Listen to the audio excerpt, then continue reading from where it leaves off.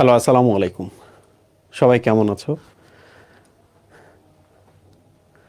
আজকে আমরা শুরু করব একটা নতুন চ্যাপ্টার, নাম অণুজীব। এইটাকে মেডিকেলে বলা হয় মাইক্রোবায়োলজি, বাট ওইটার বাংলা হচ্ছে অণুজীব বিদ্যা। মাইক্রোবায়োলজি মানে হচ্ছে অণুজীব বিদ্যা, আর তোমাদেরটা যেহেতু অনলি অণুজীব, এটা অ্যাকচুয়ালি মাইক্রোবায়োলজি। ওকে, তো তোমরা শুনতে পাচ্ছ কিনা একটু জানাও তো সবাই।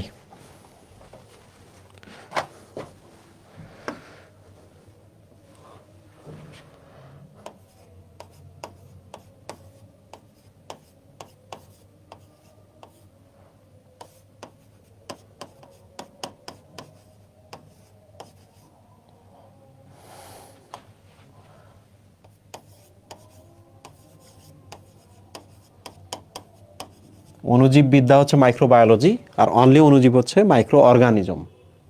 বুঝতেই পারতেছো, অর্গানিজম শব্দের অর্থ হচ্ছে জীব। ওকে, এখন দেখো, অণুজীবের মধ্যে আমরা তিনটা জিনিস পড়ব। এই জিনিসটা এখনই মাথায় ঢুকায় রাখো, কখনোই কনসেপ্টটা এলোমেলো করা যাবে না। আমরা প্রথমে পড়ব ভাইরাস। প্রথমেই পড়ব ভাইরাস। ভাইরাসের পরে যেটা আছে এটার নাম ব্যাকটেরিয়া। ব্যাকটেরিয়া। এরপরে আমরা যেটা পড়ব এটার নাম হচ্ছে পরজীবী, প্যারাসাইট আর কি। তো অণুজীবের মধ্যে এই তিনটা জিনিস আছে। ভাইরাস প্রথমে আমরা পড়বো, এরপর পর্যায়ক্রমে ব্যাকটেরিয়া আসবে, তারপর পরজীবী আসবে। তিনটার বেসিক ডিফারেন্স আমি এখানেই বলি। দেখো, ভালো করে দেখো, ব্যাকটেরিয়া কিন্তু একটা কোষ। স্বাভাবিকভাবে এখানেই বৃত্তাকার ডিএনএ থাকবে, আরএনএ থাকবে, রাইবোজোম থাকবে। ভালো করে দেখো, ব্যাকটেরিয়া একটা কোষ। ওকে, ভাইরাস কি? এই যে শুধুমাত্র ডিএনএটা, ভাবো ডিএনএর কথা, এই যে এরকম করে চারপাশে একটা প্রোটিনের আবরণ, জাস্ট প্রোটিনের আবরণ। ওকে, একটা ডিএনএ আমরা এখানে দিয়ে দিলাম, একটা প্রোটিনের আবরণ দিলাম। খেয়াল করে দেখো, এদের ডিএনএটা তো বড়, পাশাপাশি কোষ তো অনেক বড়। আর পরজীবীর কথা যদি আমরা ভাবি, কাইন্ড অফ এনিমেলের কথা তুমি ভাবতে পারো, এক কোষী একটা এনিমেল, না কিছু আছে। তো মনে রাখবা, এইটা কোষ নয়, এটা কোষ নয়। ব্যাকটেরিয়া হচ্ছে একটা কোষ, এটাও একটা কোষ, কিন্তু আমরা এটাকে একটা প্রাণী ভাবতে পারি, এক কোষী একটা প্রাণী ভাবতে পারি, কারণ চলাচল করতে পারে। তোমরা কি এই জিনিসটা বুঝতে পারছো? ভাইরাস কোষ নয়, ও কোষ কিন্তু না, অ্যাজ এ কেমিক্যাল, জাস্ট একটা কেমিক্যাল। ওকে, ব্যাকটেরিয়া একটা কোষ। এটা কি কোষ? এটা এক কোষ, আদি কোষ। ওকে, দিস ইজ আদি কোষ, কোষ, বাট এটা হচ্ছে আদি কোষ।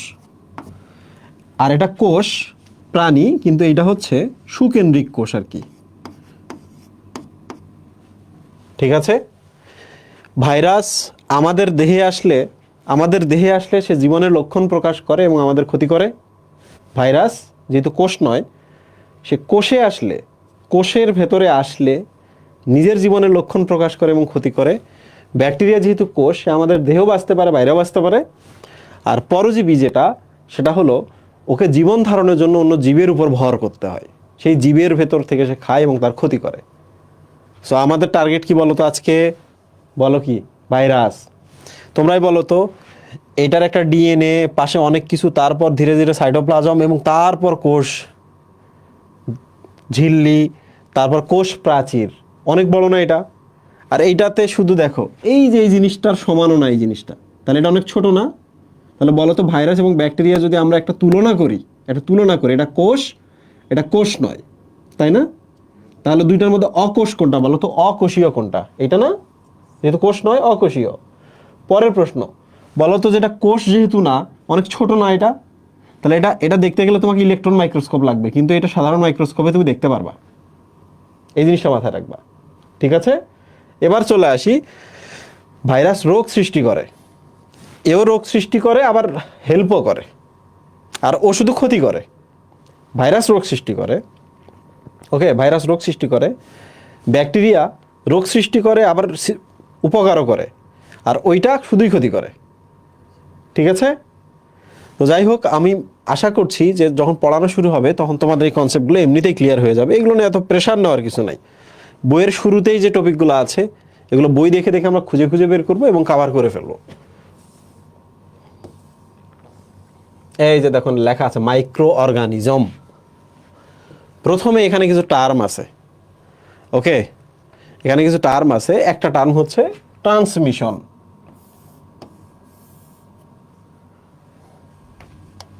ফার্স্ট টার্ম আমরা এবার শুরু করলাম। পরীক্ষা আসতে পারে ট্রান্সমিশন কি জিনিস।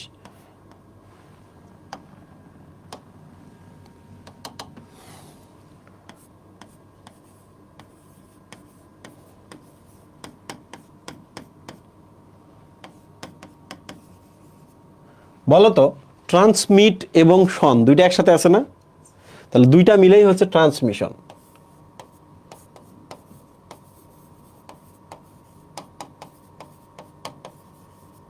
ট্রান্সমিট মানে কি? ছড়িয়ে পড়া না, ট্রান্সফার হওয়া না, এক জায়গা থেকে আরেক জায়গায় যাওয়া না? তাহলে ট্রান্সমিশন মানে হলো এই যে আমরা যে অণুজীবগুলো দেখতেছি এরা ছড়িয়ে পড়াটা।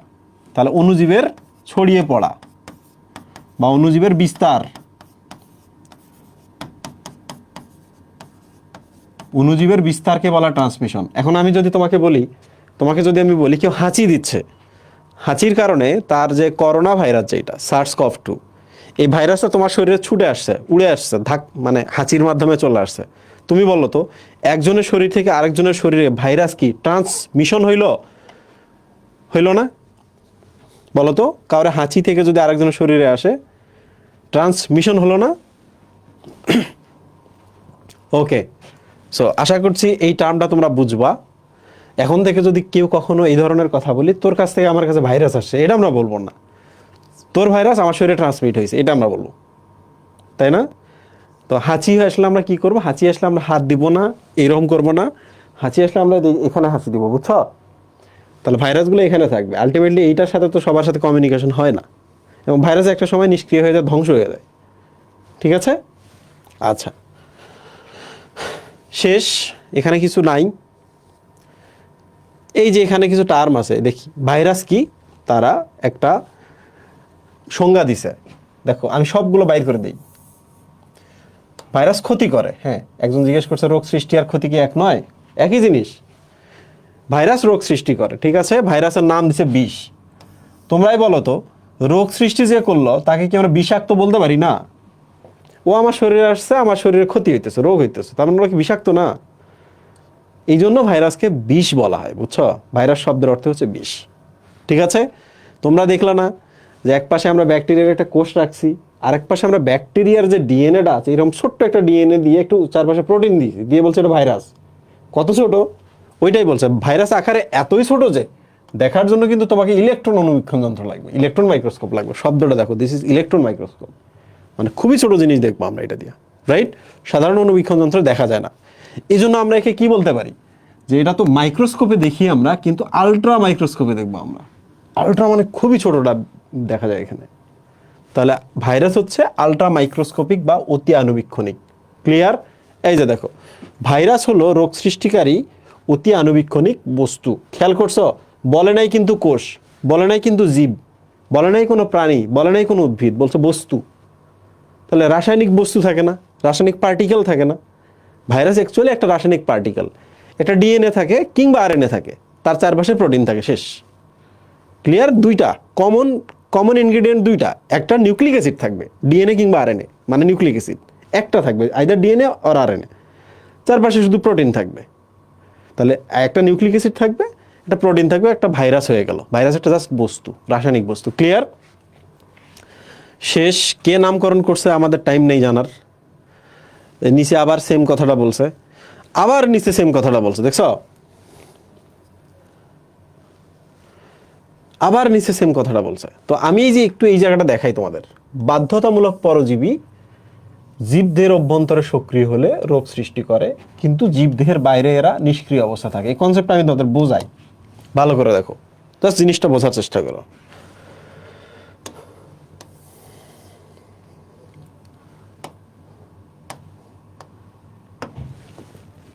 এদিকে দেখো সবাই, বলতো এটা একটা ব্যাকটেরিয়া না?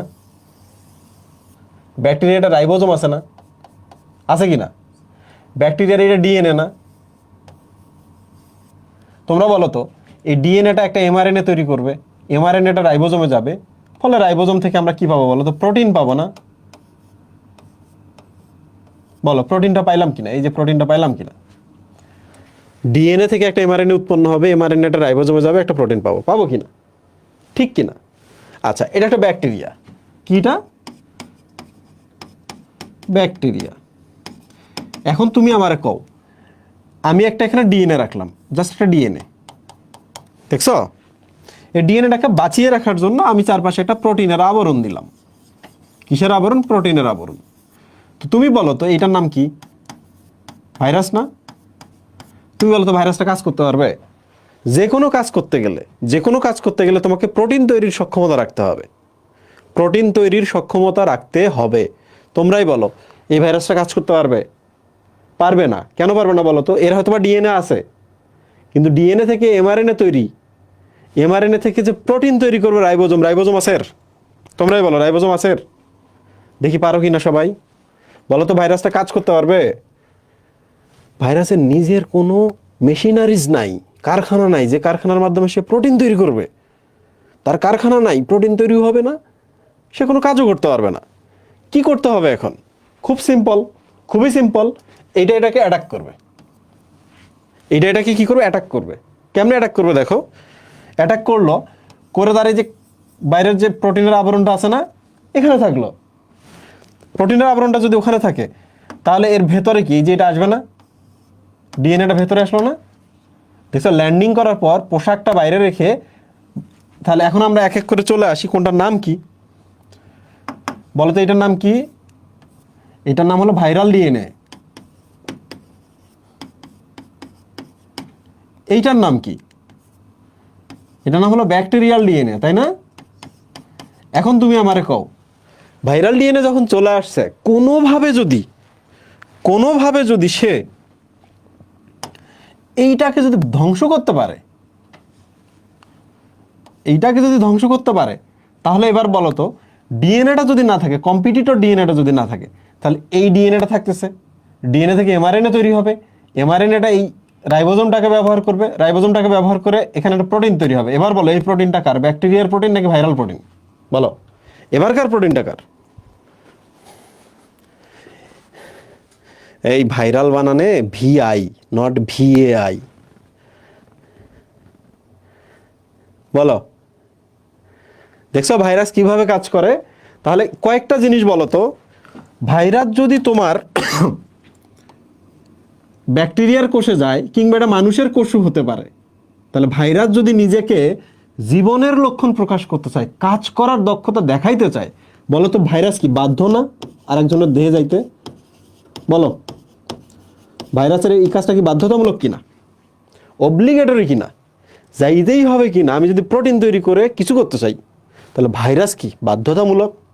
2 নাম্বার বলো তো, ভাইরাস যখন এখানে যাবে, গিয়ে পোষক দেহের ডিএনএটাকে ধ্বংস করবে, করে নিজের মতো করে প্রোটিন তৈরি করবে, এবার বলো সে ক্ষতি করবে কিনা? ক্ষতি করবে কিনা? আর ক্ষতি করা মানে কি? মিথজীবী নাকি পরজীবী? মিথজীবী নাকি পরজীবী? আমার বাসায় আসলো, আমার ডিএনএ কে ধ্বংস করলো, করে নিজের মতো প্রোটিন বানাইতেছে, তাহলে আমার শরীরে কি রোগ সৃষ্টি হবে না ভাইরাসের প্রোটিন দিয়ে? তাহলে দেখছো, বাধ্যতামূলক কথাটাও আমরা পাইলাম যে ভাইরাস নিজের কাজ করতে গেলে সে বাধ্য একটা সজীব কোষে যাইতে, একটা জীবন্ত কোষে তাকে ঢুকতেই হবে, এই জন্য বাধ্যতামূলক। জীবন্ত কোষে ঢুকে সে যে প্রোটিন তৈরি করতেছে, এটা ওই কোষের জন্য খারাপ, ভাইরাসের জন্য খারাপ না, ওই কোষের জন্য খারাপ। এই জন্য আমরা ভাইরাসকে কি বলবো? পরজীবী, তাই না? অব্লিগেটরি প্যারাসাইট বা অব্লিগেট প্যারাসাইট বা বাধ্যতামূলক পরজীবী কে? ব্যাকটেরিয়া না ভাইরাসটা? ভাইরাস। তোমার দেহে যাইতে পারবো, তোমার দেহে আমাকে যাইতেই হবে, আমি যদি কিছু করতে চাই তাহলে আমি বাধ্য। তোমার দেহে গেলে আমি তোমার ক্ষতি করব, তাহলে আমি পরজীবী, রাইট? ঠিক কি না? তাহলে এবার বলো, এই কোষটার বাইরে যখন ছিল সে কি জীবন্ত ছিল, নিজের কাজ করতে পারছে? তাহলে আমরা লিখতে পারি সজীব কোষের বাইরে, সজীব কোষের বাইরে নিষ্ক্রিয় থাকে,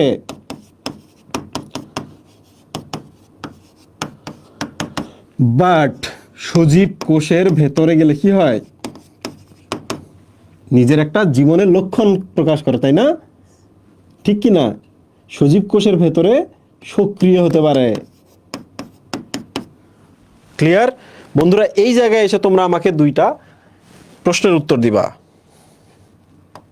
দুইটা প্রশ্নের উত্তর দাও। এইটা একটা হোয়াইট কালার, এইটা একটা, তোমরা শুধু আমার এইটা কও,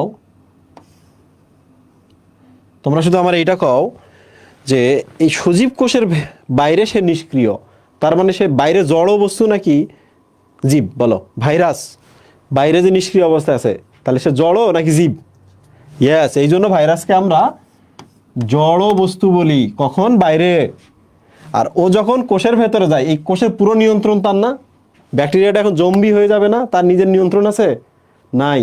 তখন আমরা বলবো যে ভাইরাস তখন জীব হয়ে গেছে। তাহলে বলো, ভাইরাস আসলে কি জড় এবং জীব না? কখনো জড়, বাইরে থাকলে জড়, ভেতরে গেলে জীব। ঠিক কি না মুহিব? ইয়েস বন্ধুরা, এই হলো আমাদের ভাইরাসের কনসেপ্ট।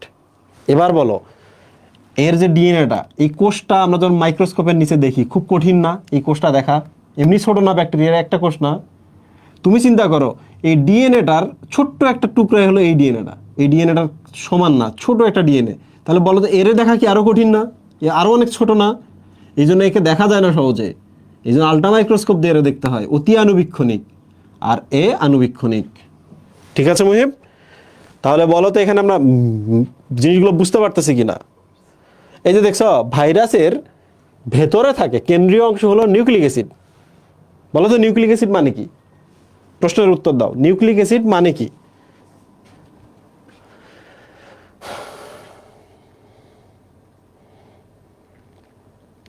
বলো ভাই, প্লিজ।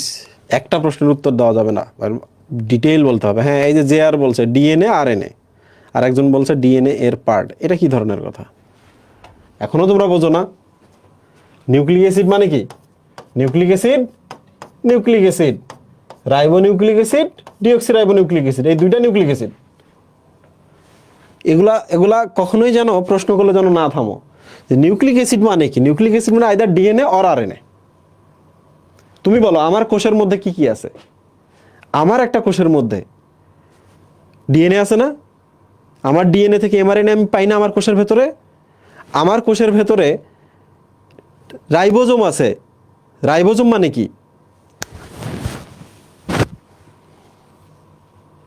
আরআরএনএ আছে না? এই জিনিসটা এখানে আসো।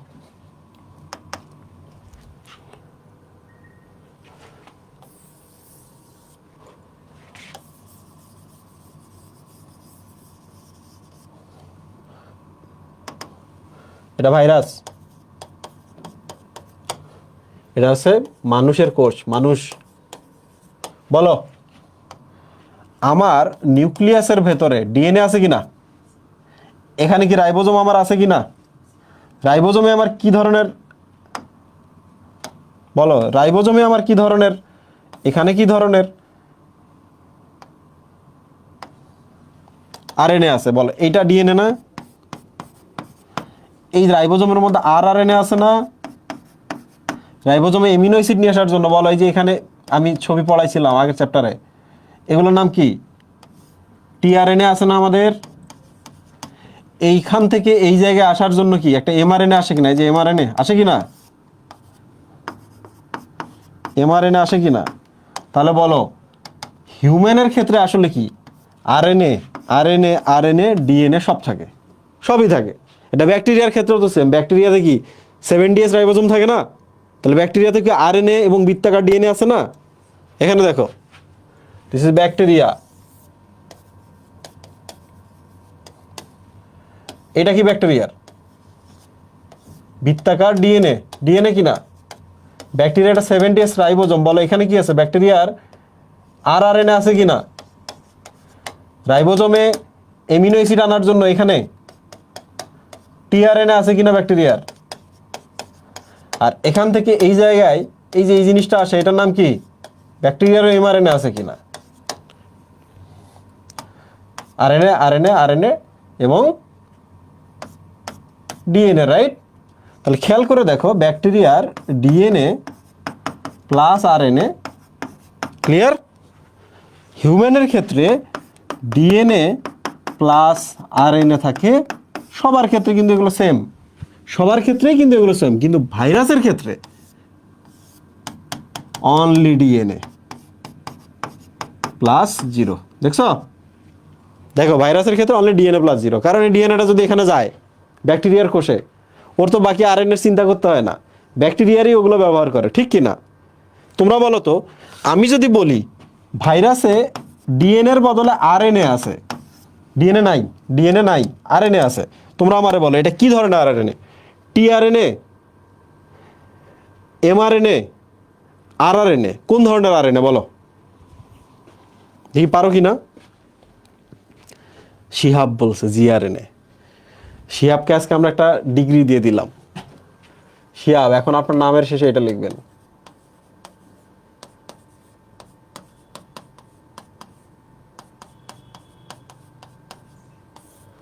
বায়োলজিতে আমরা যা জানি তা কেউ জানে না।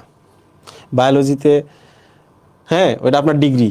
আমার নামের শেষে যেমন শুধু লেখা থাকে না, নামের নিচে এমবিবিএস, সিম্পল এমবিবিএস, তোমার নামের শেষে এইটা থাকবে এখন, ঠিক আছে?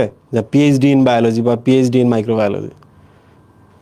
তাহলে তোমরা এবার বলো তো, এটা যদি জিআরএনএ হয়, এটা যদি জিআরএনএ হয়, বলো তো জিআরএনএ এবং ডিএনএ মোটামুটি একই না? জিআরএনএ এবং ডিএনএ একই না? যে যখন ডিএনএ থাকে না তখন আরএনএ তথ্য ধারণ করে, তাহলে ডিএনএ তখন থাকবে না। ডিএনএ তখন কি থাকবে? তখন ডিএনএ থাকবে না, আরএনএ থাকবে। So this is gRNA. ঠিক আছে? ক্লিয়ার? আশা করছি সবাই বুঝতে পেরেছো যে ভাইরাসে আসলে অন্য জিনিসগুলো রাখার দরকারই নেই, কারণ ভাইরাস আসলে আক্রমণ করে, ডাকাত। তোমার বাড়িতে আক্রমণ করবে, করে তোমার বাড়ির হর্তাকর্তাকে মেরে ফেলবে, মেরে ফেলে তোমার বাড়ির চুলা, চাল ডাল সব ব্যবহার করে রান্না বান্না করবে। খুব সিম্পল, ডাকাত আসছে তোমার বাড়িতে, সব হত্যাযজ্ঞ করে নিয়ন্ত্রণ নিয়ে সে সব কিছু ব্যবহার করতেছে। কিছু বুঝছো? ক্লিয়ার? তাহলে ভাইরাসে আইদার ডিএনএ থাকে অথবা আরএনএ, মনে মনে মনে রাখবে এটা জিআরএনএ থাকে, দুইটার যে কোনো একটা থাকে। দুইটা কিন্তু কখনোই থাকে না, কখনো দুইটা একসাথে থাকে না। ক্লিয়ার? Very good.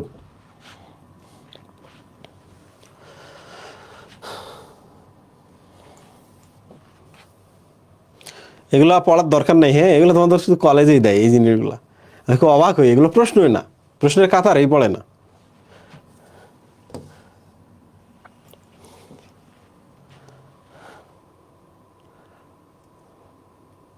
2019 সালের শেষ দিকে নভেল করোনা ভাইরাস আবিষ্কার হয়।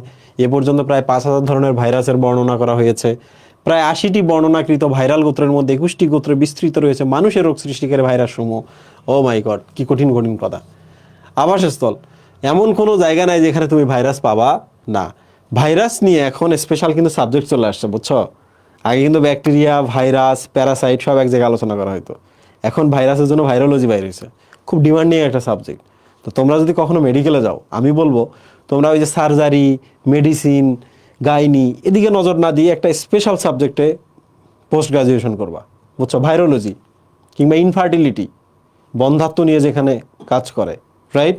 একটা সাবজেক্ট নিয়ে কাজ করবা যেটা বাংলাদেশের, মানে যদি কখনো হয় একটা সেমিনার, একটা রিসার্চ, একটা গভর্নমেন্ট তোমাকে সার্ভিস নিচ্ছে, তোমাকে খুঁজে বাইর করো, তুমি বাংলাদেশে যেখানেই থাকো না কেন, বাংলাদেশে ওইটা নিয়ে কাজ করতে পৃথিবীর যে মানুষটাই আসুক না কেন তোমার বাইর করে নিয়ে আসবে, বুঝছো? সবসময় স্পেশালাইজড হবা যদি হও কখনো।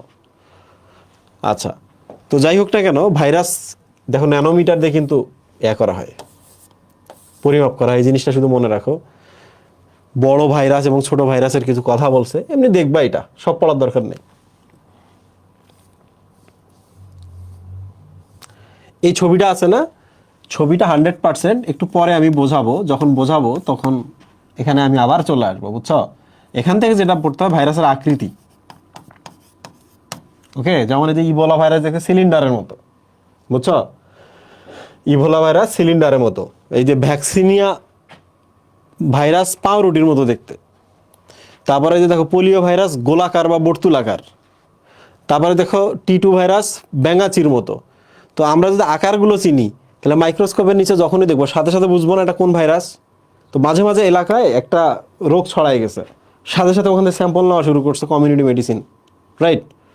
সবাই তখন তোমার ওখান থেকে স্যাম্পল নেওয়া শুরু করছে। এখন গবেষণাগারে মাইক্রোস্কোপের নিচে দেখেই বুঝে ফেলবে আচ্ছা এটা এই ভাইরাস, বুঝছো? এই জন্য ভাইরাসের আকৃতিগুলো পড়তে হয়। মাইক্রোবায়োলজি পড়বা কিন্তু ভাইরাসের আকৃতি পড়বা না, তা হতে পারে না। আচ্ছা, তো এই যে আসল জিনিস, এবার চলে আসছি আমরা আসল পড়ালেখায় চলে আসছি। এখান থেকে শুরু হলো আমাদের জার্নি। বলো তো এগুলো কি তুমি অস্বীকার করতে পারবা কিনা? দেখো তো, ভাইরাস অকোষীয়, কথাটা অস্বীকার করতে পারবা? ভাইরাসের সাইটোপ্লাজম দেখছো? বাইরে একটা প্রোটিনের একটা আবরণ আছে, ওটা কিন্তু কোষ ঝিল্লি। ওইটা কোষ ঝিল্লি তো ফসফোলিপিডের আবরণ, ওটা তো কোষ ঝিল্লি না। ভাইরাসের চারপাশে শুধু প্রোটিন থাকে, কোষ ঝিল্লি না। তাহলে বলো তো এরা অতি আণুবীক্ষণিক, কথাটা কি ভুল? কোষ হলে এদের সাইটোপ্লাজম থাকতো, এদের রাইবোজোম থাকতো, এদের বিভিন্ন ধরনের আরএনএ থাকতো, এন্ডোপ্লাজমিক রেটিকুলাম, গোলজি বডি, অন্তত কিছু না কিছু তো থাকতো। কিচ্ছু নাই, দেখো সাইটোপ্লাজম, কোষ ঝিল্লি, কোষ প্রাচীর, রাইবোজোম, কিচ্ছু নাই। তাহলে কিচ্ছু যদি না থাকে এটা কি কোষ না অকোষ? অকোষীয়, রাইট? বন্ধুরা এটা পারবা। এবার এখানে চলে আসতো, ভাইরাসের নিজস্ব কোনো বিপাকীয় এনজাইম নাই। তোমরাই বলো তো, ভাইরাসের কি লাইসোসোম দেখছো? ভাইরাসের কি কোষ ঝিল্লি দেখছো, যে কোষ ঝিল্লির মাধ্যমে ভাইরাস ফ্যাগোসাইটোসিস করে? দেখছো? দেখো নাই। ভাইরাসের ভেতরে গোলজি বডি নাই, কিছু নাই। তাহলে ভাইরাস কি আসলে কেমিক্যাল না? সাধারণ কেমিক্যাল না? তোমরা বলো তো, সোডিয়াম ক্লোরাইড বলে একটা দানা পড়ে আছে আমার টেবিলের উপরে, তুমি বলো তো এই সোডিয়াম ক্লোরাইডের দানা কি ভাত খায়? না তোমারে বলছে আমাকে একটু পানি দাও, পানি খাবো, খায়? ওর ক্ষুধা আছে? নাই। তাহলে ভাইরাস এবং একটা লবণের দানার মধ্যে কোনো পার্থক্য নাই। বলো লবণের দানার থেকে ভাইরাস একটু উন্নত, বাট দুটোই তো কেমিক্যাল। এই জন্য আমরা বলবো তারা কোনো খাদ্য গ্রহণ করে না, খাদ্য হজমের ব্যাপার স্যাপার নাই। তাহলে হজমের ব্যাপার স্যাপার যদি না থাকে তাহলে কোনো এনজাইম নেই, তাই না? পরিপাকের ব্যাপার স্যাপার না থাকলে কোনো এনজাইম থাকবে? থাকবে না। তো ওইটাই বলছে এখানে। আমরা কি পড়তেছি? ভাইরাসের জড় বৈশিষ্ট্য পড়তেছি, জড় এবং রাসায়নিক বৈশিষ্ট্য। ক্লিয়ার? আচ্ছা, এবার চলে আসি, ভাইরাস জীবকোষের সাহায্য ছাড়া স্বাধীনভাবে প্রজননক্ষম নয়। তোমরাই বলো তো ভাইরাস কি কোনো কোষের বাইরে কিছু করতে পারে? এটা কোষের ভেতরে যাইতে হয়, ভেতরে গিয়ে নিয়ন্ত্রণ নিতে হয়। নিয়ন্ত্রণ নেওয়ার পর সে চাইলে তার মতো অনেকগুলো ভাইরাস বানাইতে পারবে, রেপ্লিকেট করতে পারবে, বাট কোষের ভেতরে না বাইরে? ব্যাকটেরিয়ার কোষের ভেতরে গিয়ে না? ইয়েস। তাহলে বাইরে সে এগুলো কিছুই করতে পারে না। এবার বলো, যে ফিল্টার দিয়ে তুমি ব্যাকটেরিয়া আটকাও, ব্যাকটেরিয়া তো বড়, সেই ফিল্টারে তুমি যদি ভাইরাস আটকাইতেছো, আটকাইতে পারবা? বলো বলো। তোমরা কি জানো আমাদের যে বিভিন্ন ফিল্টারগুলো আছে, ফিল্টার মেশিনগুলো বাড়িতে থাকে, পানিতে আমরা ফিল্টার করি, তো ওগুলোতে ব্যাকটেরিয়াও আটকায় দেয়, বুঝছো? তো তোমরা এবার বলো তো, ওই ফিল্টারে কি ভাইরাস আটকাইতে পারবা? ভাইরাস এত ছোট আটকাইতে পারবা? পারবা না, কারণ ব্যাকটেরিয়ার থেকে বহুগুণ ছোট। আচ্ছা, পড়ে যাবে। আচ্ছা, এই যে দেখো তো, এইটা সোডিয়াম ক্লোরাইডের কথা যখন আমি বললাম, তো ভাইরাসও একটা কেমিক্যাল, তাই না? এই যে এখানে বলছে রাসায়নিক বৈশিষ্ট্য বা তার কেমিক্যাল বৈশিষ্ট্য। বলো সোডিয়াম ক্লোরাইডের ক্লাস আছে না? ক্লাস, এটা জ্যামিতিক একটা গঠন আছে কিনা? ভাইরাসেরও এরকম একটা জ্যামিতিক গঠন আছে। ক্লাসই তো করা যায়। কেমিক্যালকে কি সেন্ট্রিফিউজ করা যায় না? করা যায়। যেমন প্লাজমা প্রোটিনগুলোকে আমরা টেস্ট টিউবে এনে সেন্ট্রিফিউজ করতে পারি, রক্তের প্লাজমা প্রোটিনগুলোকে। তো এও তো কেমিক্যাল, এরও আমরা সেন্ট্রিফিউজ করতে পারি। কি অক্সিজেন, কার্বন ডাইঅক্সাইড, বিভিন্ন কেমিক্যালসের ব্যাপন ঘটে কিনা? তো ভাইরাসেরও ব্যাপন ঘটে কিনা? ঘটে। বলো তো, চিনি, সোডিয়াম ক্লোরাইডকে নিয়ে আমরা সাসপেনশন বা একটা দ্রবণ বানাইতে পারি কিনা? তাহলে ভাইরাসকে দিয়েও আমরা একটা শরবত বানাইতে পারি। খাবা শরবত ভাইরাসের? খাবা? বহুকাল আগে, তখন তো তোমরা জন্মই নাও নাই, তখন আমি ফেসবুকে বিশাল সেলিব্রিটি, বুঝছো, লেখালেখি করি। তো ফেসবুকে একটা জিনিস ছড়াইছে যে একটা লোকের নাকি হাতে এই জায়গায় একটা ক্ষত ছিল, এই লোকটা নাকি হচ্ছে বানায়, কি বানায় মহিম, যে ফলের রস, তারপর হচ্ছে ফুচকা বিক্রি করে। এখানে একটু ক্ষত ছিল, এখানে ব্লিডিং হয় আর কি। তো কোন জানি মেয়ে বাসায় গিয়ে নাকি অসুস্থ হয়েছে ফুচকা টুচকা খেয়ে, পরে নাকি সে বুঝলো যে ওই লোকের হাতে ক্ষত ছিল, ক্ষত থেকে ফুসকার মধ্যে ব্লাড পড়ছে, পড়ে তার এইডস হয়েছে। ওকে, ওই লোকের এইডস ছিল। এই তোমরা আমারে কত এইডস মানে HIV আর কি, কিংবা আরও কিছু যৌন রোগ আছে, যেমন হচ্ছে সিফিলিস। সিফিলিস তো 10-20 বছর পর দেখা যায়, মানে তুমি আকাম করছো, আনপ্রোটেক্টেড যৌন সঙ্গম হয়েছে তোমার কাউরের সাথে, কিন্তু 10-20-30 বছর পর আলটিমেটলি তুমি সাফার করবা, বুঝছো? তো এটা কিন্তু মানব জীবনের ধারাবাহিকতায় পড়া আছে, আমি পড়াবো না। ঠিক তেমনি এই এইডসের ব্যাপারটাও তো এরকম, তাই না? এইডস তুমি আক্রান্ত হবা, অনেক দিন যাবে, তারপর ধীরে ধীরে তোমার ইমিউনিটিটা নষ্ট হবে, অন্য রোগ হওয়া শুরু করবে, তোমার প্রতিরক্ষা ব্যবস্থা দুর্বল হয়ে গেছে, তার মানে তোমার এখন বিভিন্ন রোগ হইতেছে। এটা এইডস তো কোনো রোগ না। এইডস মানে কি? আমার প্রতিরক্ষা ব্যবস্থা ধ্বংস হয়ে যাওয়া। তো তোমরা বলো তো, এই মেয়ে যে ফেসবুকে পোস্ট দিছে, সে ঠিক করছে না মারাত্মক একটা প্যানিক সৃষ্টি করছে বাংলাদেশে? মারাত্মক একটা প্যানিক সৃষ্টি করছে, মানুষজন তো ভয়ে একাকার, আল্লাহ আমার এইডস হইল কি না, মানে কিছুই করলাম না কিন্তু এইডস হয়ে বসে গেল, এটা কেমন কথা? ফুসকা নিয়ে এখন টেনশন মানুষের।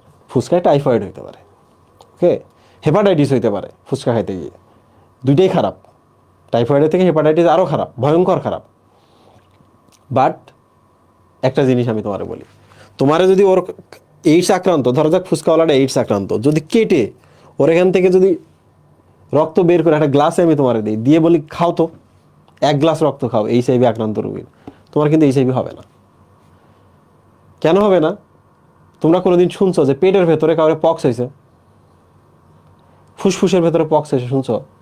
তোমরা কোনোদিন শুনছো যে স্কিনের মধ্যে করোনা হয়েছে? শুনছো? বলো শুনছো? তো ভাইরাসগুলা বা রোগগুলা একটা করে সাইট আছে যে এই জায়গায় গেলেই রোগ হবে। তাহলে HIVর যেটা ভাইরাস, ও যদি তোমার রক্তের ভেতরে যায়, তাহলে তোমার যে লিম্ফোসাইটগুলো আছে না, লিম্ফোসাইটগুলোকে ব্লক করে দেয়। আর তোমরা জানো যে লিম্ফোসাইট অ্যান্টিবডি তৈরি করে, প্রতিরক্ষা দেয়। তাহলে লিম্ফোসাইট ব্লক মানে তোমার প্রতিরক্ষা ব্যবস্থা নাই। রক্তে তো যাইতে হবে, তাই না? লিম্ফোসাইটের দেখা কোথায় পাবে? রক্তে গিয়ে দেখা পাবে। তাইলে ওটা ফুসকায় পড়ছে, তুমি ফুসকার ওর রক্ত খায় ফেলছো, তোমার তো HCl ওটাকে হজম করে ফেলছে, তোমার কি এইডস হবে? HIV হবে? হবে না। তো কি কমো, মাঝে মাঝে মুখে গালি আসে, কারণ আমি তো খুবই ভদ্র গালি দিই, যে গালি শুনলে মানুষ হাসে। মানুষ গালি শুনলে রাখবে না মুহে, মানুষ হাসে। তো ফেসবুকে আগে এই ঘটনাগুলো হইতো। তো এই যে আজকে একটা চ্যাপ্টার পড়তেছো, কিছু নিয়ে যাইতে পারবা কিনা এখান থেকে? পারবা কিছু নিয়ে যাইতে? পুরো চ্যাপ্টার যখন জার্নি করবা, তখন তোমাকে মনে হবে যে তুমি হাফ ডাক্তার হয়ে গেছো, আর মেডিকেল এডমিশনটা দিলে ফুল ডাক্তার হয়ে যাবে। আসো এদিকে, কেমিক্যালকে যেমন তলানি করা যায়, এটাকেও তলানি করা যায়। এগুলো খুব সহজ, মনে থাকে, এগুলো মনে থাকে। MCQতে আসলে ইজিলি করতে পারো। বলো তো, এটাও ঠিক আছে না? জীবকোষের বাইরে ভাইরাস নিষ্ক্রিয়। তোমরা বলো তো, ভাইরাসের কি দেহ আছে? কোষ ঝিল্লি আছে? এটা কি কোষ? বা এটা মাল্টি সেলুলার অর্গান বা মাল্টি সেলুলার অর্গানিজম, মানে বহুকোষী প্রাণী না? তাহলে এর কি কোনো বৃদ্ধি হবে? এর কোনো বৃদ্ধি নেই। তোমরাই বলো তো, ওর কোষই নাই, কোষই নাই, স্নায়ু নাই, কিছুই নাই, ওরা যে আমি চিমটি দেই, ও কি ব্যথা পাবে? পাবে না। তাহলে দেখো, পরিবেশের যে কোনো রেসপন্সে ওরা কোনো ধরনের সাড়া দেয় না, যাই করে ওরে। আমি একটা বই পড়ছিলাম, হাসি দিতেছে, তো মা এবং ছেলে মিলে হচ্ছে ঝাড়ু দিয়ে হচ্ছে ফ্লোরে পিটাইতেছে, কারণ হাসির সাথে যে ভাইরাস বের হচ্ছে, ভাইরাসকে নাকি তারা মারতেছে। খুব ফানি না? আচ্ছা, যাই হোক, এদের বৃদ্ধি নাই, এদের কোনো রেসপন্স ওরা দেখায় না। কিন্তু আলটিমেটলি ভাইরাসটা কি বলতো? ভাইরাস হচ্ছে মাঝখানে DNA কিংবা RNA থাকবে, মানে নিউক্লিক অ্যাসিড থাকবে, চারপাশে একটা প্রোটিনের আবরণ থাকবে। সেটাই লাইনে বলছে, মাঝখানে নিউক্লিক অ্যাসিড, চারপাশে প্রোটিনের আবরণ। এই যে লাস্টটা দেখো তো, অ্যাসিড। দেখো, এটা যদি কোষ হইতো তাহলে একটা ব্যাপার ছিল, অ্যাসিড দিছো গইলা গেছে, অ্যাসিড দিছো রিয়াকশন করছে। তো তুমি যদি কি অ্যাসিড, ক্ষার, লবণ দাও, খুব বেশি কিন্তু কিছু হবে না। এখন প্রশ্ন হলো, আমি যদি খুব বেশি দেই, এ দেখো, সাবানে তো ক্ষার আছে, সাবান দিয়ে কিন্তু ভাইরাস মারা যায়, বুঝছো? এই জন্য কিন্তু ওই যে বলে না, সাবান বা ডিটারজেন্ট দিয়ে হাত ধোন, কিংবা স্যানিটাইজার যখন যখন কোভিডের সময় সব ফাঁকা হয়ে গেল, ঠিক আছে? তো যাই হোক না কেন, ইউজুয়ালি যেহেতু সে কোনো জীবনই না, সে রাসায়নিক কেমিক্যাল, ও ইউজুয়ালি এগুলোর সাথে কোনো রিয়াকশন দেয় না। তোমরাই বলো, এগুলোর সাথে যদি রিয়াকশন না দেয় তাহলে কি বলো, ভাইরাস এগুলোকে প্রোটেক্ট করতে পারে, রাইট? ভাইরাস তো কেমিক্যাল, আমি এমন এক কেমিক্যাল, আমি তোমাদের সাথে রিয়াকশন দিব না, রিয়াকশন দেওয়ার তো কিছু শর্ত আছে। তো যাই হোক, এগুলোকে সে প্রতিরোধ করতে পারে। আর লাস্টের একটা জিনিস দেখো, অ্যান্টিবায়োটিক এদের দেহে কোনোরূপ প্রতিক্রিয়া সৃষ্টি করতে পারে না। তাহলে আজকে এখানে 1000 টাকার একটা তোমাদের ফি অ্যাড করে দিলাম। হ্যাঁ, কোর্স ফি 8000 ছিল, এরপর ধীরে ধীরে 35 না 40,000 হয়েছিল, মুহে 40, আজকে সব 41,000 টাকা তোমাদের কোর্স ফি। ওকে, আসো এদিকে আসো। তোমার জ্বর হয়েছে, জ্বর তোমার দুইভাবে হতে পারে, একটা হলো ভাইরাসের কারণে হতে পারে, আর একটা তোমার শরীরে ব্যাকটেরিয়ার কারণে হইতে পারে, আরও অনেক কারণে তোমার জ্বর হইতে পারে, পারে কি না মুহিব? এখন অ্যান্টিবায়োটিক বলে একটা কেমিক্যাল আছে, so this is antibiotic. Okay, antibiotic কিছু রুলস আছে। ও হয়তো বা এই কোষ ঝিল্লিটাকে ব্রেক করে ভেঙে ফেলবে, কোষ প্রাচীরটাকে হয়তো বা ভেঙে ফেলতে পারে, কিংবা এখানে ডুইকা ডিএনএটাকে সে ধ্বংস করে ফেলতে পারে, কিংবা এখানে গিয়ে সে আরএনএটা, এই যে রাইবোজোমটা আছে, রাইবোজোমকে ব্লক করে দিতে পারে। বলো তো অ্যান্টিবায়োটিক নানাভাবে কাজ করতেছে না? তোমরা নিশ্চয়ই হচ্ছে যে পড়ছো না, ওই ট্রান্সক্রিপশন ট্রান্সলেশনের সময় ওখানে একটা বক্স ছিল, বুঝছো, কোন অ্যান্টিবায়োটিক কীভাবে কাজ করে। তো তোমরাই বলো তো, অ্যান্টিবায়োটিকটা কোনো কোষ ঝিল্লি ভাঙে, কোনো কোষ প্রাচীর ভাঙে। তুমি এবার বলো তো, এখানে আমি অ্যান্টিবায়োটিকটা দিলাম, এর কোষ প্রাচীর গিয়ে দেখে কোষ প্রাচীর নাই, কি ভাঙবে? গিয়ে দেখে কোষ ঝিল্লি নাই, কি ভাঙবে? গিয়ে দেখে রাইবোজোম নাই, কি ভাঙবে? গিয়ে দেখে কোনো ট্রান্সক্রিপশন ট্রান্সলেশন বা হচ্ছে কোনো প্রসেস নাই, কোন প্রক্রিয়া সে ব্লক করে দিবে। সো আলটিমেটলি সে কী করতে পারবে? সে কিছুই করতে পারবে না। তাহলে বলো, অ্যান্টিবায়োটিক দিয়ে আমি ব্যাকটেরিয়া প্রতিরোধ করতে পারি, কিন্তু অ্যান্টিবায়োটিক দিয়ে আমি ভাইরাস প্রতিরোধ করতে পারবো? তোমরাই বলো তো, পারবো? পারবো?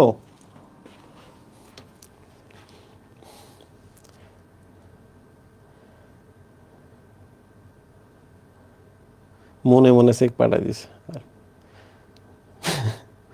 মনে মনে বিকাশ চেক করিয়েন, মনের বিকাশ।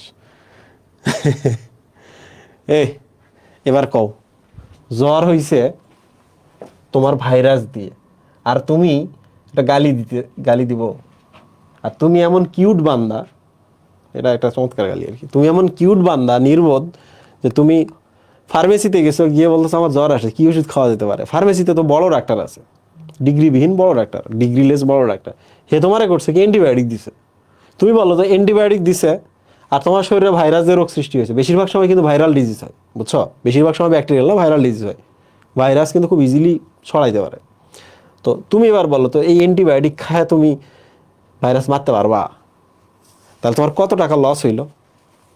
সারা জীবন যদি এইভাবে যদি 100 বারও যদি যাও, 100 বারও যদি 1000 টাকা করে যায়, তাহলে 1,00,000 টাকা খরচ, রাইট? 10% আমি ডিজার্ভ করি কিনা? 41,000 ছিল, এদিকে 10%, 10, সো 51K কোর্স ফি দাঁড়ায় গেছে। ওকে, তাইলে এখন এই কাজ করা যাবে না, অতি পণ্ডিতের কাছে যাওয়া যাবে না, কারণ তুমি নির্বোধ বলেই তুমি ওখানে যাবা। তাহলে জ্বর হলে একটা জিনিস মনে রাখবা, যদি ভাইরাল ডিজিজ হয়, ভালো করে দেখো, তোমার একটা কোষ না, এটা হচ্ছে হিউম্যান সেল, ভালো করে দেখো, ভাইরাস আসছে, এই যে দেখো ভাইরাস, ক্লিয়ার? তো তোমার পাশে আরো সেল আছে না, বলো তো? এই ভাইরাস যখন এখানে বৃদ্ধি হইতে থাকবে, বৃদ্ধি সংখ্যা বৃদ্ধি করবে, ক্লিয়ার? তখন এই কোষ থেকে চুপি চুপি একটা কেমিক্যাল বের হবে, কেমিক্যালটা এই কোষে আসবে, এই দেখো কেমিক্যাল চলে আসে, ইন্টারফেরন। এই কোষ থেকে এই কিছু কেমিক্যাল এখানে আসলো, ইন্টারফেরন। তাহলে বলো তো, এই যে ভাইরাসের সংখ্যা বৃদ্ধি করলো, সে কি এবার বের হয়ে এই কোষটাকে আক্রমণ করতে পারবে? পারবে না, কারণ এই কোষ থেকে খবর এখানে গেছে, এবং ইন্টারফেরনগুলো হচ্ছে এই কোষের প্রতিরক্ষা। এই কোষ থেকে সে আক্রমণ করতে গেছে, গিয়ে দেখে আক্রমণ করতে পারতেছে না, কারণ কি? কারণ এই কোষ থেকে কিছু কেমিক্যাল এই কোষে গেছে, গিয়ে এখানে প্রতিরক্ষা ব্যবস্থা সৃষ্টি হয়েছে, দ্যাট ইজ কল ইন্টারফেরন। বন্ধুরা বলো তো, আক্রমণ করছে তোমাকে, তোমার জ্বর হয়েছে, সাথে সাথে কি তোমার দেহে প্রতিরক্ষা তৈরি হওয়া শুরু হয়েছে কিনা? এই জন্য ভাইরাল যে ডিজিজগুলো হয়, দেখবো বেশিরভাগ সময় কোনো কি নাই, চিকিৎসা নেই। করোনা ভাইরাস খুবই সিম্পল একটা ভাইরাস, ফ্লু, সর্দি জ্বরের ভাইরাস, বুঝছো, কিন্তু এটা ওষুধ নাই। কেন নেই? অটো রিমিশন হয়। এখন বলো, প্রশ্ন করলাম যে ভাইরাস মারার জন্য তাহলে আমরা কিভাবে মারবো? ইন্টারফেরন।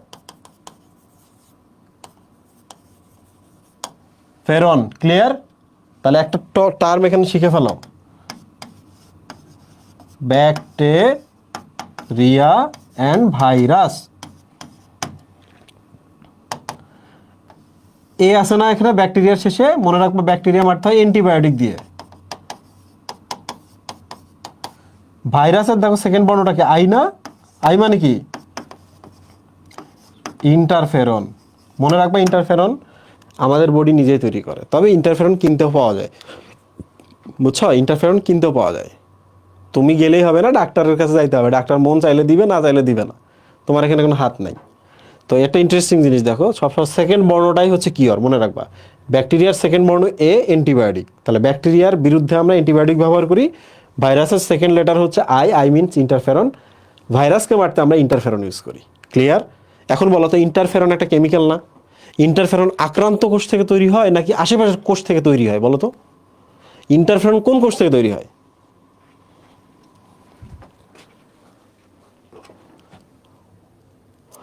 ইন্টারফেরন হচ্ছে আক্রান্ত কোষ থেকে তৈরি হয়, মনে রাখবা। এই যে দেখো, ভাইরাস এখানে আসছে, ইন্টারফেরন হয়ে এখানে চলে আসছে, ইন্টারফেরন এই কোষে চলে আসছে। ক্লিয়ার? তখন ভাইরাস এখানেই, এটা এই কোষটা হয়তো নষ্ট করলো, কিন্তু পরে আর কোনো কোষ নষ্ট করতে পারবে না। বুঝতে পারছো মুহিম? চুরি করতে গিয়ে যদি দুইজন চোর একটা বাসায় গেছো, বাসার লোকজন ঘুমাইতেছে, চুরি করতে গিয়ে যদি দুইজন মিলে কেঁচাল লাগাও, জোরে জোরে ঝগড়া করো, হাতাহাতি করো, লাথালাথি করো, মানুষজন জেগে যাবে না? জাগাতি করতে পারবা? তো ভাইরাস এরকম একটা নির্বোধ চোরের মতো, বাড়িতে আইসা হাড়ি বাতিল চুরি করতে আসছে, বেটা টাকা চুরি করতে যায়, হাড়ি বাতিল চুরি করতেছে, হাড়ি বাতিলের শব্দে বাকি কোষগুলোকে জাগাই ফেলছে।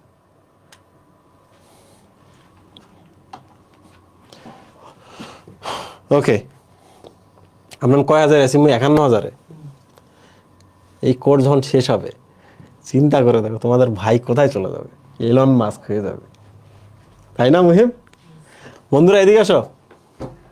ভাইরাস যদি কোনো একটা কোষের ভেতরে এবার প্রবেশ করে, তাহলে ভাইরাস তখন কি হয়ে যাবে বলো তো? ভাইরাস তখন জীবের মতো আচরণ করবে, তাই না? দেখো তো এক এক করে পারো কি না। কোষের ভেতরে ঢুকলে সে সব নিয়ন্ত্রণ নিয়ে নিজেকে কি মাল্টিপ্লাই করতে পারবে না? মাল্টিপ্লাই করতে পারবে কি না? পারবে। কোষের ভেতরে যদি ঢোকে, তাহলে ভাইরাস আর কি অনুরূপ ভাইরাস সৃষ্টি করতে পারবে না? পারবে কি না? পারবে। কোষের ভেতরে যদি ঢোকে, ও আচ্ছা, ও শেষ। এই যে এটা দেখো তো, ডিএনএ আরএনএ, আর এখানে কি বলছে শব্দটা? কি বলছে বলো? অথবা, তার মানে কি ভাইরাসে যে কোনো একটা থাকবে, যে কোনো একটা, আইদার জিআরএনএ অর ডিএনএ। পরীক্ষায় আবার জিআরএনএ লেখো না, টিচার যদি আবার চমকে যায় তাহলে আবার মার্ক দিবে না। সবাই তো আর তোমার মতো জানে না, তাই না? এদিকে আসো। ভাইরাস, তুমি বলো তো, সুনির্দিষ্ট না ব্যাপারটা? ভাইরাসকে একটা কোষের ভেতরে ঢুকতে হবে, ব্যাপারটা কি স্পেসিফিক কিনা? এইটা কি তুমি, এই লটা কি তুমি ব্রেক করতে পারবা? তুমি আছো এখানে, ভাইরাস আছো এই পাহাড়ের উপরে, ওখান থেকে শীষ দিতেছে আর ক্ষতি করতেছে, তোমার পসিবল? পসিবল না তো, আরো দেহে আসতে হবে। প্রশ্ন হলো, ভাইরাসের কি হাত পা আছে? নাই। তাহলে তুমি আমারে বলো তো, এই বিষগুলা কি আমরা নিজেরা টাইনা নিয়ে আসি না? একজন হাসি দিতেছে, হাসি দিছে, গিয়ে তুমি হচ্ছে কি করতেছো? হ্যান্ডশেক করতেছো, তোমার হাতে কিন্তু আসতে পারে, পারে কি না? সো এই ছোট ছোট জিনিসগুলো থেকে সতর্ক থাকবা। এর ব্যাপারটা এমন না যে তুমি তোমাকে নিচ্ছ, বাসায় একটা ছোট বাচ্চা থাকতে পারে ইমিউনিটি দুর্বল, বাসায় তোমার বয়স্ক বাবা মা দাদা দাদি থাকতে পারে, তাদের ইমিউনিটি দুর্বল। আর যদি এমন হয় যে বাসায় ডায়াবেটিসের বাবা মা আছে, তাদের ইমিউনিটি কিন্তু দুর্বল হয়ে যায়। তো এই জিনিসগুলো সতর্ক থাকবা, যে এই বিষটা বাসায় টেনে নিয়ে আসবে না। সে পাহাড়ের উপরে আছে, থাক ওখানে শীষ দিয়ে রোগ সৃষ্টি করতে পারবে না, তাই না মুহিব? তো যাই হোক, সুনির্দিষ্টভাবে ঢুকতেই হবে আমার দেহে, বাধ্য হচ্ছে, ঢুকলে আমার ক্ষতি করবে। ডান? আচ্ছা, ভাইরাস পরিব্যক্তি ঘটাতে সক্ষম এবং প্রকরণ তৈরিতে সক্ষম। বন্ধুরা বলো তো, যখন করোনা আমাদের চলে আসলো, করোনার কি ধীরে ধীরে ভেরিয়েন্টগুলো চেঞ্জ হওয়া শুরু করলো না? বলো তো, করোনার ভেরিয়েন্টগুলো কি ধীরে ধীরে চেঞ্জ হওয়া শুরু হইলো না?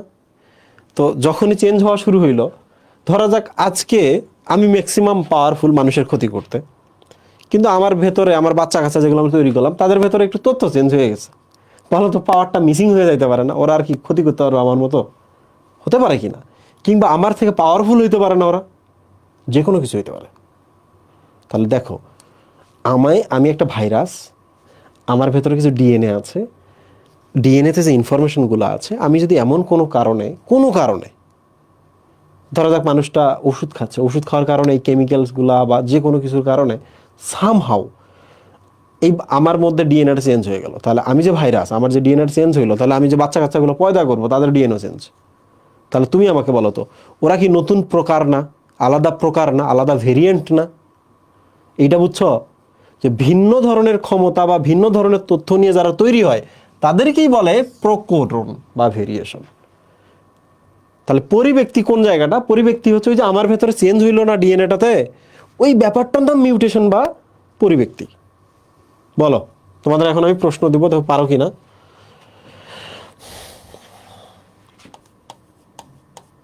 মিউটেশন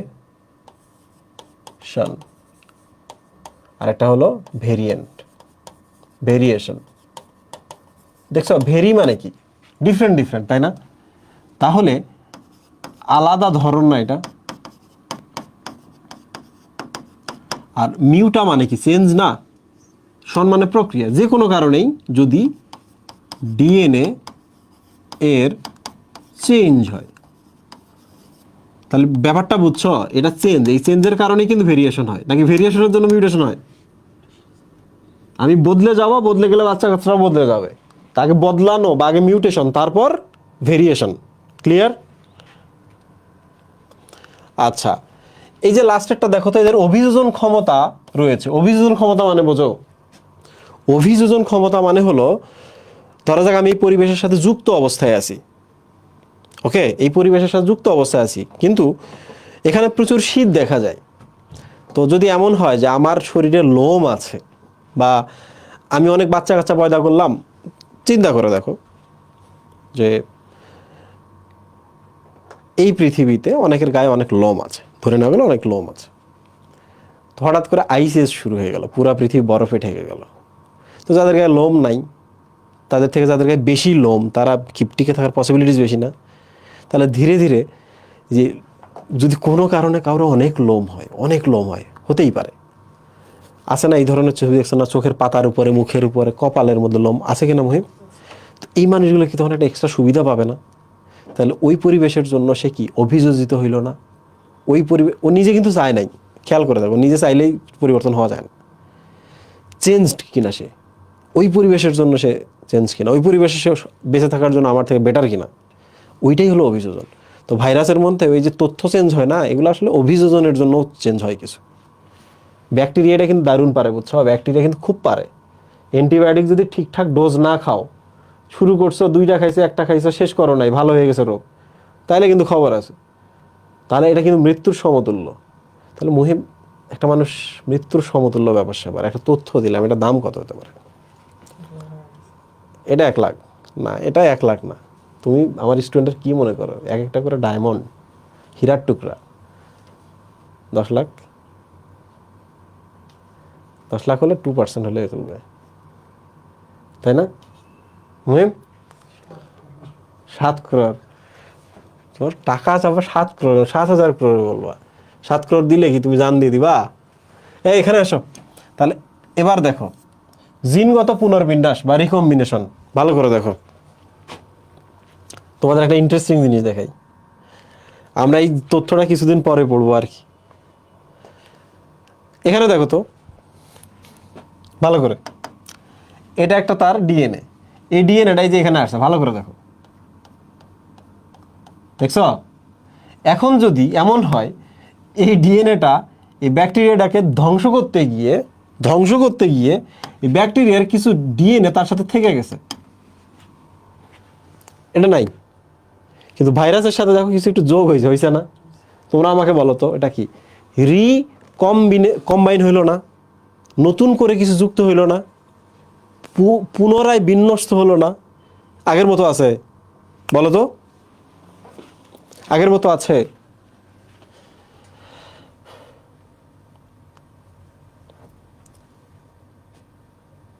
ওরা কমেন্ট বক্সে কি করতেছে? তো দ্যাট ইজ কল্ড রিকম্বিনেশন। তো ভাইরাসের মধ্যে কিছু রিকম্বিনেশন আসতে পারে। তো আশা করছি সবাই পারবা, এগুলো নিয়ে আর কোনো কথা নাই। তো শেষ শেষ শেষ। এবার আসি আমরা ভাইরাসের গঠনে।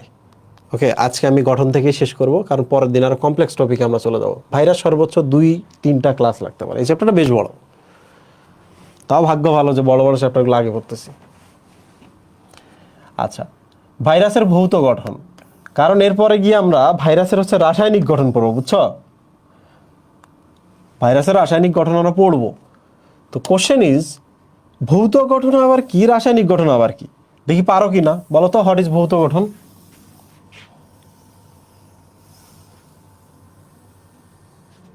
বলো বলো, হোয়াট ইজ ভৌত গঠন?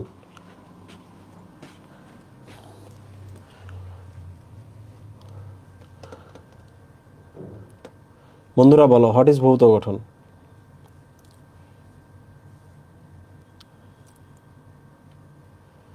আচ্ছা, ভালো, ইংলিশে বলছো ফিজিক্যাল। আমি আরো সহজ করে বলি, তোমাদের কি এই ধরনের কোনো শব্দ তোমরা শুনছো না? ভূতপূর্ব।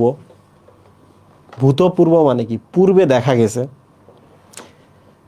ভূতপূর্ব ঘটনা মানে পূর্বে দেখা যাওয়া ঘটনা। তার মানে হলো ভাইরাসে যে আমরা দেখতে পাইতেছি, যে জিনিসগুলা, যেগুলো আমরা চোখে দেখতে পাইতেছি, সেগুলোই হচ্ছে ভৌত গঠন। এই যে ভাইরাস আমি তোমাকে দিলাম, মাইক্রোস্কোপের নিচে গেলি, আলট্রা মাইক্রোস্কোপের নিচে গিয়ে, তাহলে ভেতরে গিয়ে তুমি কি দেখতে পাবি? একটা ডিএনএ অথবা আরএনএ দেখতে পাবি, তার মানে একটা নিউক্লিক অ্যাসিড পাবি। আর বাইরে কি পাবি? একটা প্রোটিনের আবরণ পাবি, দেখতেই পাইলি। সো এটাই ভৌত গঠন। দেখো, ভৌত গঠন কিচ্ছু বলে নাই, বলছে সেন্ট্রালি একটা জিনিস থাকবে, বাইরে একটা জিনিস থাকবে। সেন্ট্রালি যেটা থাকবে আইদার ডিএনএ আর আরএনএ, আমরা এটাকে একবারে বলছি নিউক্লিক অ্যাসিড। আচ্ছা বলো তো, সামহাউ যদি একটা ভাইরাসকে আমি কোষ বলি বা ব্যাকটেরিয়া বলি বা যা ইচ্ছা তাই বলি, বলো তো ভাইরাসের ভেতরে গিয়ে যেখানে ডিএনএটা পাবো, ওই জায়গাটাকে কি আমি নিউক্লিয়াসের মতো ভাবতে পারি? পারি না? পারি। তো এখানে গিয়ে কিন্তু একটা কথা বলছে যে এটাকে আমরা নিউক্লিওয়েড তুল্য বলতে পারি। তো ওই লাইনটা দেখারই দরকার নেই। যারা বোঝো ওই জিনিসটা বোঝো, না বুঝলে ওই জিনিসটা স্কিপ করে চলে যাবা। ওটা অলরেডি এক্সপ্লেইন করছি আমরা আগে অনেক জায়গায়। নিউক্লিওয়েড শব্দের অর্থ হলো নিউক্লিয়াসের মতো। ওয়েড মানে মতো, লুকস অ্যালাইক। ওকে, বাট একই রকম না। তো যাই হোক, এবার চলে আসি আমরা কেন্দ্রীয় বস্তু এবং বাইরের বস্তু।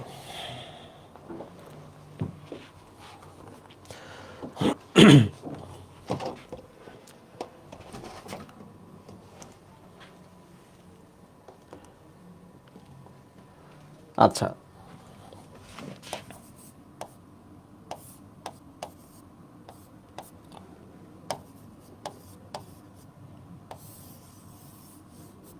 ভৌত গঠন আমরা পড়তেছি, দেখো তো ভেতরে এটা কি বলতো, আইদার ডিএনএ অথবা আরএনএ, তাহলে নিউক্লিক অ্যাসিড পাইলাম না? এবার দেখো, এই যে বাইরে যে জিনিসটা আমি দিলাম, তোমরা একটা জিনিস চিন্তা করে বলো তো, এইটার নাম কি? কাভার না? বলো তো, এটাকে আমরা কাভার বলতে পারি কিনা?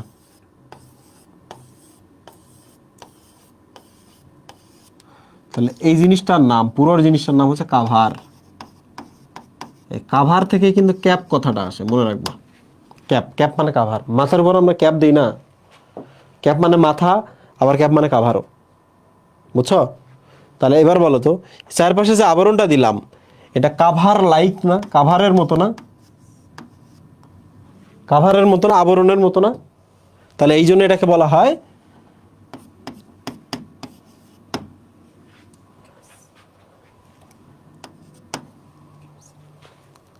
কি? আইডি মানে সদৃশ। আগের দিন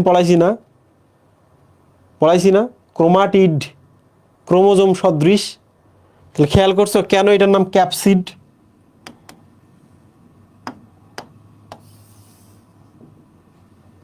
কাভার সদৃশ, এই জন্য এটার নাম হচ্ছে ক্যাপসিড। ক্লিয়ার? আশা করছি সবাই বুঝতে পেরেছো। মাঝে মাঝে এখানে কিছু এক্সট্রা প্রোটিন থাকে, বুঝছো? এরকম থাকে। এগুলোকে আমি কি স্পাইক বলতে পারি না? আমাদের জুতার নিচে ফুটবল খেলা জুতার নিচে এগুলো থাকে কিনা, তখন এটাকে স্পাইক বলা যেতে পারে, যে ক্যাপসিডের উপরে স্পাইক আছে। বুঝছো বন্ধুরা? দেখো, ভৌত গঠনের দুইটা জিনিস, একটা হলো সেন্ট্রালে নিউক্লিক অ্যাসিড থাকে আর বাইরে হচ্ছে ক্যাপসিড থাকে, ভৌত গঠন শেষ। এখন আমি তোমাদের প্রশ্ন করি, বলো তো একটা ভাইরাসের আকৃতি কার উপর নির্ভর করে, ক্যাপসিড না নিউক্লিক অ্যাসিড? ভাইরাসের আকৃতি কার উপর নির্ভর করছে? গুলি করবো সাহেব, চিন্তা করে বলো, আকৃতি কার উপর নির্ভর করছে? বাইরের উপরে। এখন আমি যদি একটা ঢোলা টি শার্ট পরি আমাকে মোটা লাগবে, আমি সিপা টি শার্ট পরি তাহলেও আমাকে মোটা লাগবে, কারণ আমি তো মোটাই, তাই না? তো এইরকম ঢিলা যদি পরি আমার লাগবে একটা গম্বুজের মতো, তাই না মহিম? তাঁবুর মতো লাগবে, আর ঢিলা পরলে স্লিম লাগবে। তো বাইরের আবরণটা ঠিক করে যে আমি আসলে দেখতে কেমন হবো, তাই না? এখন কিছুই নাই, তাহলে আমি কি হয়ে গেলাম? মানুষ না, আমি পাগল হয়ে গেলাম। মহিম তুই ভালো, কোনো ড্রেস পরিস নাই, রাস্তায় ঘুরতেছিস, মানুষ পাগল হলো না? খেয়াল করছস মানুষ যে বলে বাহ্যিক আবরণ কিছু না, ভেতরটাই আসল। পাগলা, ভেতরটা আসল না, বাহ্যিক আবরণটাও একটা এক্সটেন্ট পর্যন্ত খুবই গুরুত্ব বহন করে, বুঝছো? ভাগ্য ভালো মহিব ভাই পাগল হয়নি। আচ্ছা, এই যে একটা এক্সট্রা জিনিস থাকতে পারে, এই জিনিসটা আমি বলি তোমাকে, এনভেলপ। ওকে, ক্যাপসিডের বাইরে আরেকটা লেয়ার থাকতে পারে। আমি দিয়ে রাখলাম যে ধরা যাক স্পাইক যদি না থাকতো,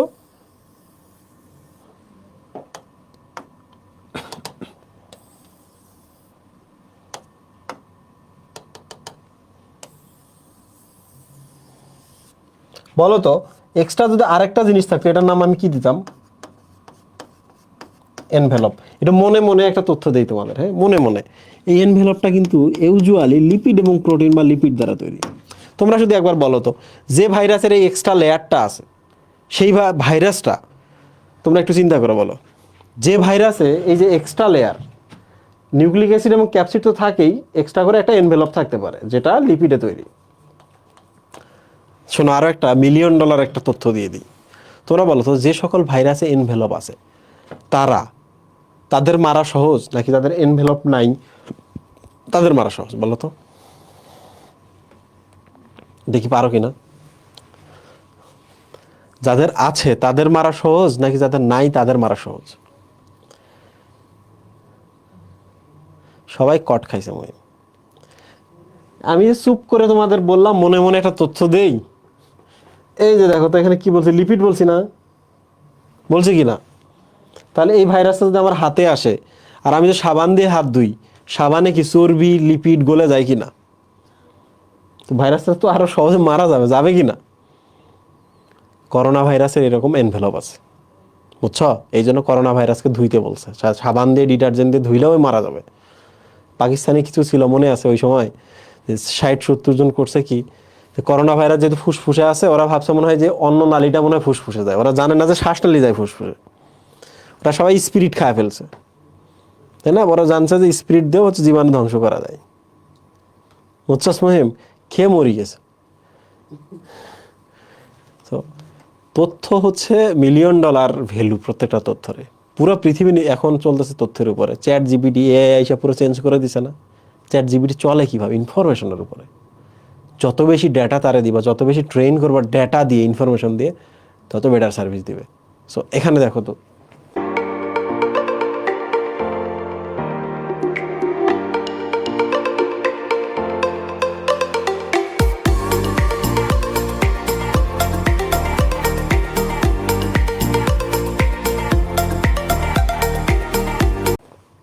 আমি বলছি এনভেলপটা হচ্ছে লিপিড দিয়ে তৈরি, এই ভাইরাসটাকে মেরে ফেলা তো বেশি সহজ, তাই না মহিম? মনে কর যে যুদ্ধের সময় একটা লোক ঢাল তলোয়ার নিছে, একটা AK-47ও নিছে, ঢাল তলোয়ার সেই সময়কার, বাট একটা AK-47 সে পাইছে ভবিষ্যৎ, ফিউচার থেকে। যুদ্ধে যখন গেছে, গিয়ে একবার সবার আগে ওর গায়ে তিল লাগছে, তিল লেগে মরে পড়ে গেছে। এখন তুমি আমার কও, এক্সট্রা একটা বর্ম নিয়ে এসছে কিন্তু সবার আগে মরে গেছে, কারণ কি? কারণ লিপিড ছিল, তাই না? ঠিক কি না? তাই বলে কি এখন ডিটারজেন্টে কি ডুব দিয়া গোসল করবা? হ্যাঁ, এই কাজ করার দরকার নাই।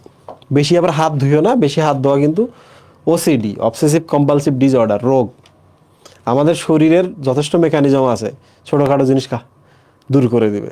কিছু লোক আছে দেখবা বেশি গোসল করে, বেশি ক্লিন থাকার ট্রাই করে, এই মানুষগুলো আবার স্কিন ডিজিজ বেশি। কারণ বেশি গোসল করা মানে কি, আমার স্কিনের উপরে কিছু নর্মাল ফ্লোরা আছে, কিছু ব্যাকটেরিয়া আছে, বুঝছো, ভালো ব্যাকটেরিয়া। খারাপ ব্যাকটেরিয়া আসলে ওরা বসতে দেয় না। তো তুমি আমারে বলো, বারবার যদি গোসল করি আমি ভালো ব্যাকটেরিয়াগুলোকে সরাই দিব না, তাহলে স্কিনটা আমার কি ওপেন হয়ে গেল না?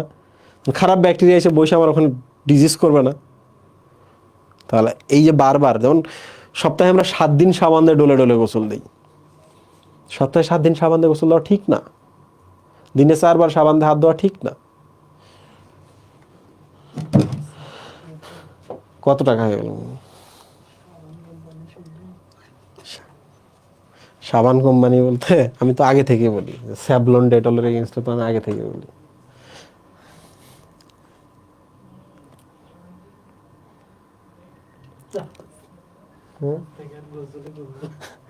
হ্যাঁ, গোসল করো না শীতকালে। এই যে ক্লাসের এইটা আম্মারে গিয়ে দেখাবা রাজীব ভাই কি বলছে। হ্যাঁ,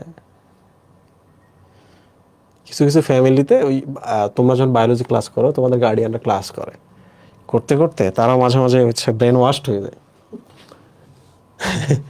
ব্রেন ওয়াশ, বায়োলজিতে তো ব্রেন ওয়াশ করা খুব পসিবল, ইনফরমেশন আছে। আমি তো আর বাইরে থেকে কথা বলি না, নিজে তো কিছু আমি বানাই নাই।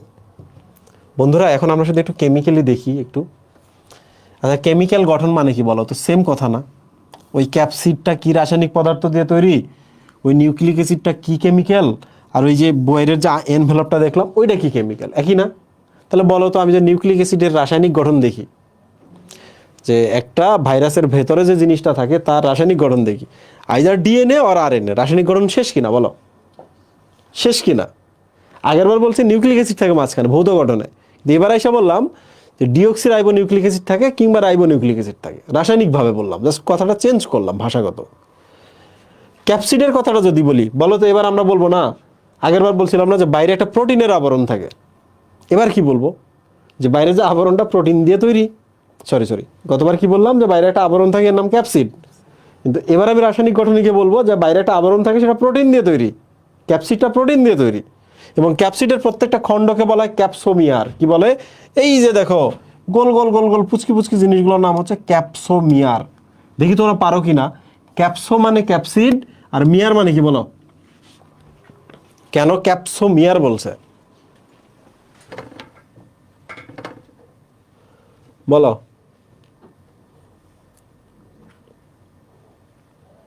মিয়ার মানে কি বলো? সাবাস, মিয়ার মানে হচ্ছে পার্ট, মিয়ার মানে হচ্ছে খণ্ড। তাহলে পুরো ক্যাপসিডের ছোট ছোট খণ্ডগুলোকে আমরা মিয়ার বলবো। মেয়ার মানে হচ্ছে খণ্ড। তাহলে তোমরা কি বুঝবা? আচ্ছা, তোমার আমি একটা প্রশ্ন করি, দেখো, এটা একটা ডিএনএ, এটা হলো ক্যাপসিড। তাহলে একটা নাম এ, একটা নাম বি দেই,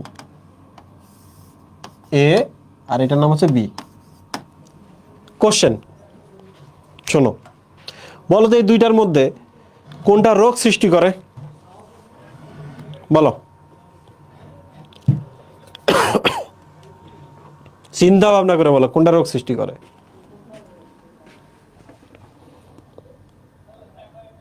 আবার ধরা খায় গেছে। শোনো, ভাইরাসটা যদি, এই ভাইরাসটা যদি আমার দেহে যায়, তুমি বলো তো, এক এক করে চিন্তা করো, বীর কথাটাই ভাবো। আমার দেহে যদি সে যায়, তাহলে বলো তো আমার সাথে অ্যাটাচমেন্ট হবে কোনটা দিয়ে? পোষক দেহের সাথে, পোষক কোষের সাথে সংযুক্ত হবে কোনটা দিয়ে বলো? ক্যাপসিড দিয়ে না? হবে কি না? তাহলে ক্যাপসিডটা কি করে? সংযুক্তির কাজ করে। 2 নাম্বার বলো তো, এই ভাইরাসটা আমার নাকের ভেতরে আসছে বা শ্বাসনালীর ভেতরে আসছে, নাকের ভেতরে আসার পরে আমার হাসি হয়েছে, তাহলে বলো তো আমার নাকের ভেতরে এইটা লাগছে নাকি বাইরের জিনিসটা লাগছে বলো? একটা ফুটবল যদি দিই, আমার নাকের ভেতরে যেটা ফুটবল দিই ছোট, বাতাসটা আমার নাকের ভেতরে গেছে নাকি ফুটবলের স্কিনটা আমার নাকে লাগতেছে? মাথা খাটাও মাথা। তাহলে এই জিনিসটাই আমার হাঁচির উদ্রেক ঘটাচ্ছে, কোনটা? ক্যাপসিড। এবং এবার ডিপ সিক আসছে না, এআই। এবার আমরা একটা ডিপ থটে যাই, বইয়ে আছে কিন্তু আমরা চিন্তা একটা লেভেলে যাব সবাই মিলে, হ্যাঁ আমরা ধ্যানে যাব সবাই মিলে। আচ্ছা চিন্তা করে বলো তো, ভাইরাসটা যদি আমার দেহে যায়, ভাইরাসটা আমার দেহের কোষের ডিএনএটাকে নষ্ট করবে, করে আমার রাইবোজোম এবং অন্যান্য এনজাইমগুলোকে কাজে লাগিয়ে ভাইরাসটা আলটিমেটলি কী তৈরি করবে? প্রোটিন না? ওই প্রোটিনটা আমার ক্ষতি করবে না বলো তো? করবে কি না? এবার বলো তো, এই যে প্রোটিনটা এখানে যেটার নাম আমরা ক্যাপসিড বলতেছি, এটা কার প্রোটিন? ভাইরাসের নিজের প্রোটিন না? ভালো করে বলো, ভাইরাসের নিজের প্রোটিন না? তাহলে রোগ সৃষ্টি করে কোনটা? এই ক্যাপসিডটা। ব্যাপারটা এমন না যে এইটা কি করে গুলির মতো খালি প্রোটিন বের করে ছড়ায় দেয়, ক্যাপসিডটাই রোগ সৃষ্টি করে।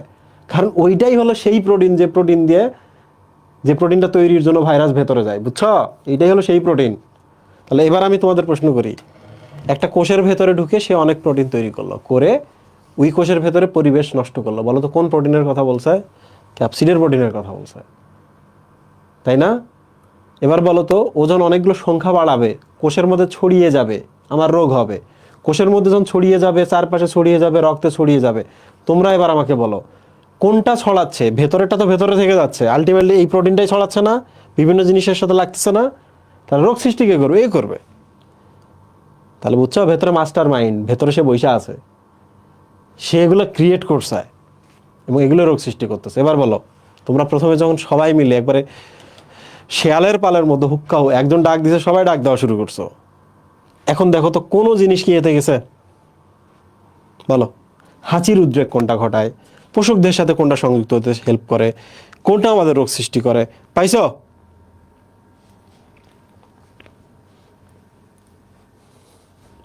আসো,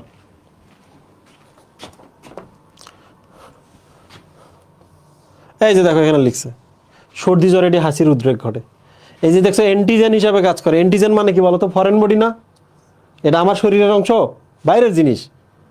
আমার শরীরে যখন আসবে অ্যান্টিজেন হিসাবে বা ফরেন বডি হিসাবে, যখন আমার দেহে আসবে, আমার দেহে অ্যান্টিবডি তৈরি করবে না প্রতিরক্ষার জন্য? তাহলে কোনটাকে দেখে করবে? ভেতরের ডিএনএটাকে দেখে নাকি বাইরের প্রোটিনটাকে দেখে করবে? বাইরের যে ক্যাপসিডের প্রোটিন সেইটাকে দেখে আমার দেহ অ্যান্টিবডি তৈরি করবে, কারণ ক্যাপসিড একটা অ্যান্টিজেন, বাইরের জিনিস, ক্ষতিকর জিনিস।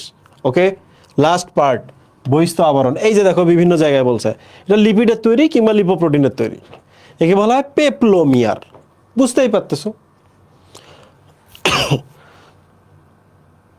আর যাদের বহিস্থ আবরণ আছে, লিপিডের আবরণ আছে, তাদেরকে আমরা বলি লিপোভাইরাস।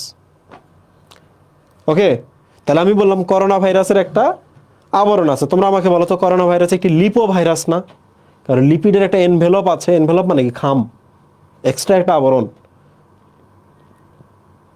তাই না? বন্ধুরা এবার বলো, করোনার যে ভাইরাসটা, নভেল করোনা ভাইরাস যেটা, সার্স-CoV-2, এটা একটা লিপো ভাইরাস। তোমরা এবার কত, যাদের এই লিপিডের আবরণ নাই, তাদেরকে আমরা কি নেকেড ভাইরাস বলবো না? নগ্ন ভাইরাস বলবো না? বলো, নগ্ন ভাইরাস বলবো কিনা? আচ্ছা, লাস্টের লাইনটা দেখো, কিছু কিছু ভাইরাসে কিছু এক্সট্রা এনজাইম থেকে যায়, ওরা সাথে করে নিয়ে বেড়ায়। এই ভাইরাস একদিন আমার দেহে আসছে, আইসা বিভিন্ন প্রোটিন তৈরির সাথে কিছু একটা এনজাইম তৈরি করে তার দেহে নিয়ে চলে গেছে। বুঝছো মুহিম? সেই এনজাইমগুলোর কাজ কি আমরা পরে দেখতে পাবো। যেমন ব্যাকটেরিওফাজ যে ভাইরাসগুলো থাকে, তাদের থাকে লাইসোজাইম। দেখো এটা একটা ভাইরাস, বুঝছো? ব্যাকটেরিয়া নাম থাকলেও এটা একটা ভাইরাস। বলো তো এই ভাইরাসটা দেখে কি বোঝায়? সে কোন কিসের ভেতরে ঢুকে বংশবৃদ্ধি করে বলো তো? কাকে আক্রমণ করে? ব্যাকটেরিয়াকে, বুঝছো? তাহলে ব্যাকটেরিওফাজ ভাইরাস ব্যাকটেরিয়ার দেহের ভেতরে ঢুকে বংশ বিস্তার করে। এবার বলো তো, দেহের ভেতরে ঢুকতে গেলে, বের হইতে গেলে কি ব্যাকটেরিয়ার দেহের প্রাচীরটা ভাঙতে হবে না? আর ভাঙতে হলে কি লাইসোজাইম এনজাইম লাগবে না? লাগবে কি না? তোমরাই বলো, ব্যাকটেরিয়া ভাঙতে আমাদের লালাতে কি লাইসোজাইম এনজাইম ছিল না? ইয়েস। তাহলে এই ভাইরাসটা তার দেহের মধ্যে লাইসোজাইম নামক বন্দুকটা নিয়ে ঘোরে। আমি যখন ব্যাকটেরিয়াকে আক্রমণ করব, তার দেয়ালটা ভাঙবো। যে ইনফ্লুয়েঞ্জা ভাইরাসের ক্ষেত্রে থাকে নিউরো ইমিউনিটিস। এগুলো আমরা পরে কাজ শিখবো, ঠিক আছে? চিন্তা করো না। এইচআইভি ভাইরাসে রিভার্স ট্রান্সক্রিপ্টেজ এনজাইম থাকে। তোমরা তো সবাই জানো এইচআইভি ভাইরাস একটি আরএনএ ভাইরাস। আরএনএ মানে জিআরএনএ থাকে। আর তোমরা সবাই জানো জিআরএনএ থেকে আগে ডিএনএ বানাইতে হয়, তারপর আবার এমআরএনএ বানাইতে হয়। তো এইচআইভি ভাইরাস ওই যে জিআরএনএ থেকে ডিএনএ বানায়, তার মানে রিভার্স ট্রান্সক্রিপশন করে, তাই না? আরএনএ থেকে যখন ডিএনএ বানায় রিভার্স ট্রান্সক্রিপশন, তাহলে এই ভাইরাস সাথে করে একটা এনজাইম নিয়ে ঘরে, রিভার্স ট্রান্সক্রিপ্টেজ এনজাইম। ওকে বন্ধুরা, আজকের ক্লাস এই পর্যন্তই। মাইক্রোফোন ওপেন করো।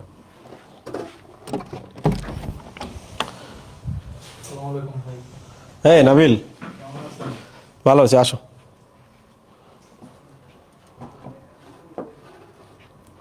আসসালামু আলাইকুম ভাই। জি ওয়ালাইকুম আসসালাম, বলেন। ভাই, কালকের ক্লাসে আমাদের পরিপাকের যে প্রোটিন পরিপাক করাইছিলেন, ওখানে আমরা তো পেপটাইডটা করছি। পেপটাইডটা কি আসলে, এটা গঠন কিরকম? আর তারপর ভাই প্রোটিওস আর পেপটন এগুলো এটার গঠন কিরকম, মানে দেখতে কি এসব প্রশ্ন ছিল। তুমি আমার সাথে একটা কথা কও, প্রোটিন মানে কি? অ্যামিনো অ্যাসিডের পরিমাণ। এগুলো হচ্ছে অ্যামিনো অ্যাসিডের চেইন, তাই না?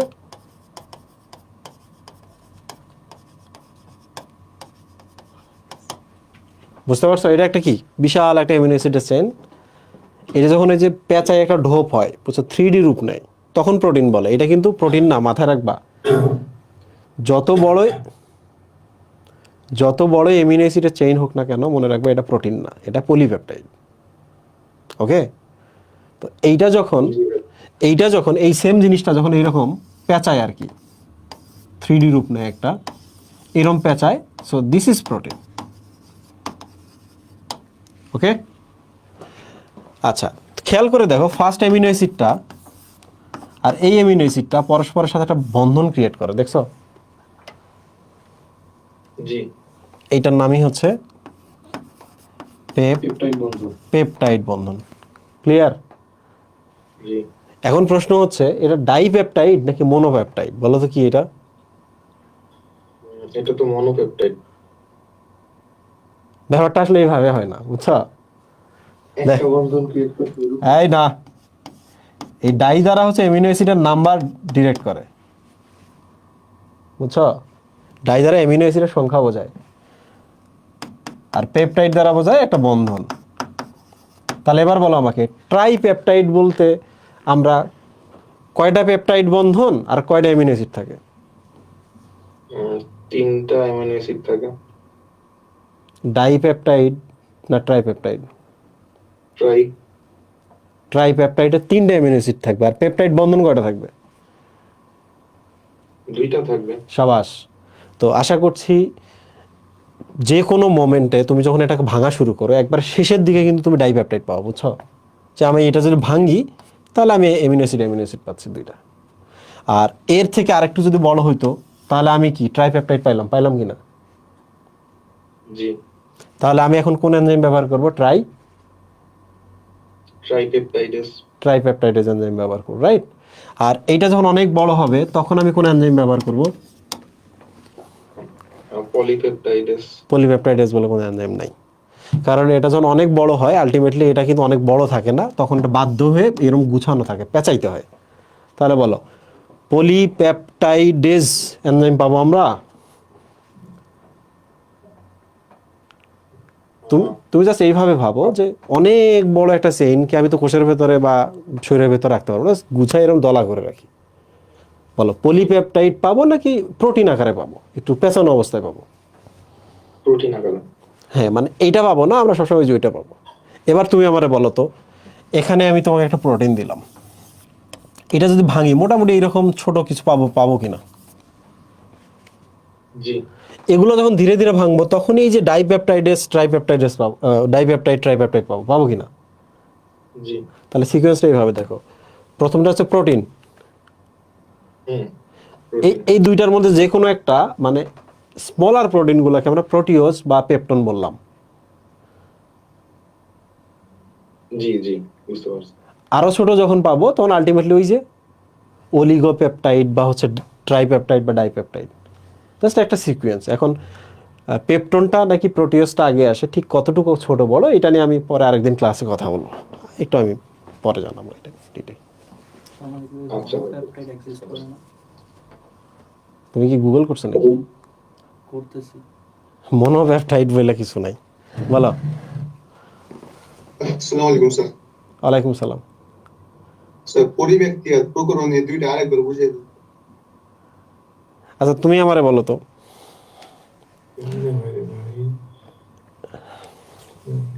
তুমি এক কাজ করো, হ্যাঁ এই শোনো, যারা সাউন্ড করবা অবশ্যই অবশ্যই মাইক্রোফোন অফ করে কথা বলবা। পরিব্যক্তি এবং প্রকরণ তুমি শব্দ দুইটা বাদ দাও, তুমি শুধু এটা বলো, তুমি মিউটেশন এবং ভেরিয়েশন বুঝছো কিনা, নাম দুইটা বুঝছো কিনা? না স্যার ওটা বুঝলি ওই জায়গায় এই জন্য। তুমি কি একদম কিছুই বোঝো না ওখানে? না স্যার আরেকবার দেখে নিবো তাইলে। আচ্ছা তুমি কি নেক্সট মানে ক্লাস শেষ করে ওই জায়গাটা একটু দেখে নিবা, যদি না বোঝো নেক্সট ক্লাসে আমার বলবা। ওকে আচ্ছা স্যার, আর আরেকটা কোশ্চেন আছে বলো।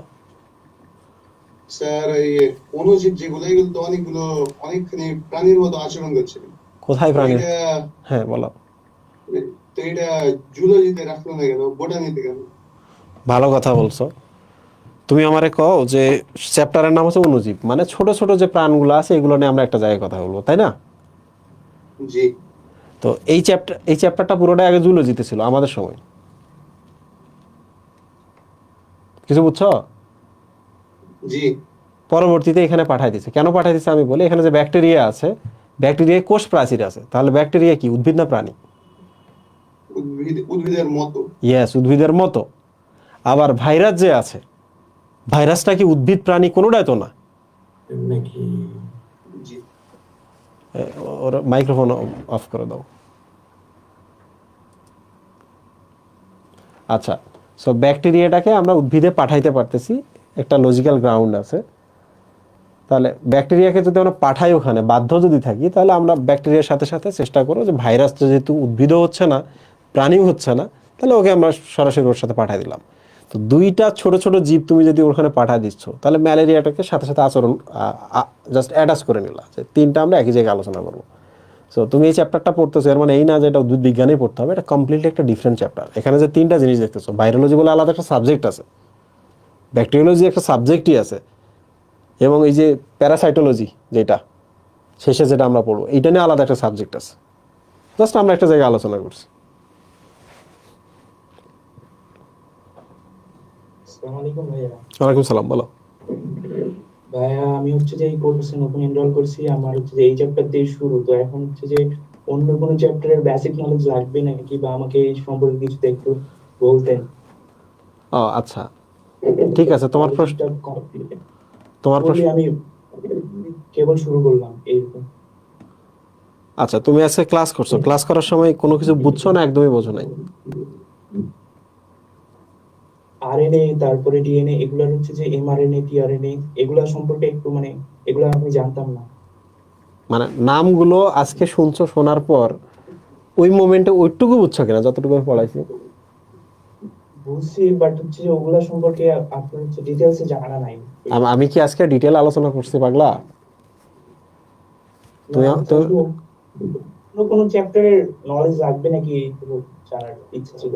আমি তোমার জাস্ট কোশ্চেন করছি যে তুমি আজকে যা পড়ছো, পড়ার সময় যা আলোচনা করছি, ডিটেল পরে বাদ দাও, সেগুলো আমি এখানে ডিটেল আলোচনা করছি যেগুলো এই চ্যাপ্টারের ডিটেইলিং এর জন্য দরকার। আর এমআরএনএ টিআরএনএ এর নামগুলো আমি ব্যবহার করছি কারণ এগুলো আমরা আগে পড়ে আসছি, এগুলো নিয়ে আমি ডিটেল পড়াই নাই।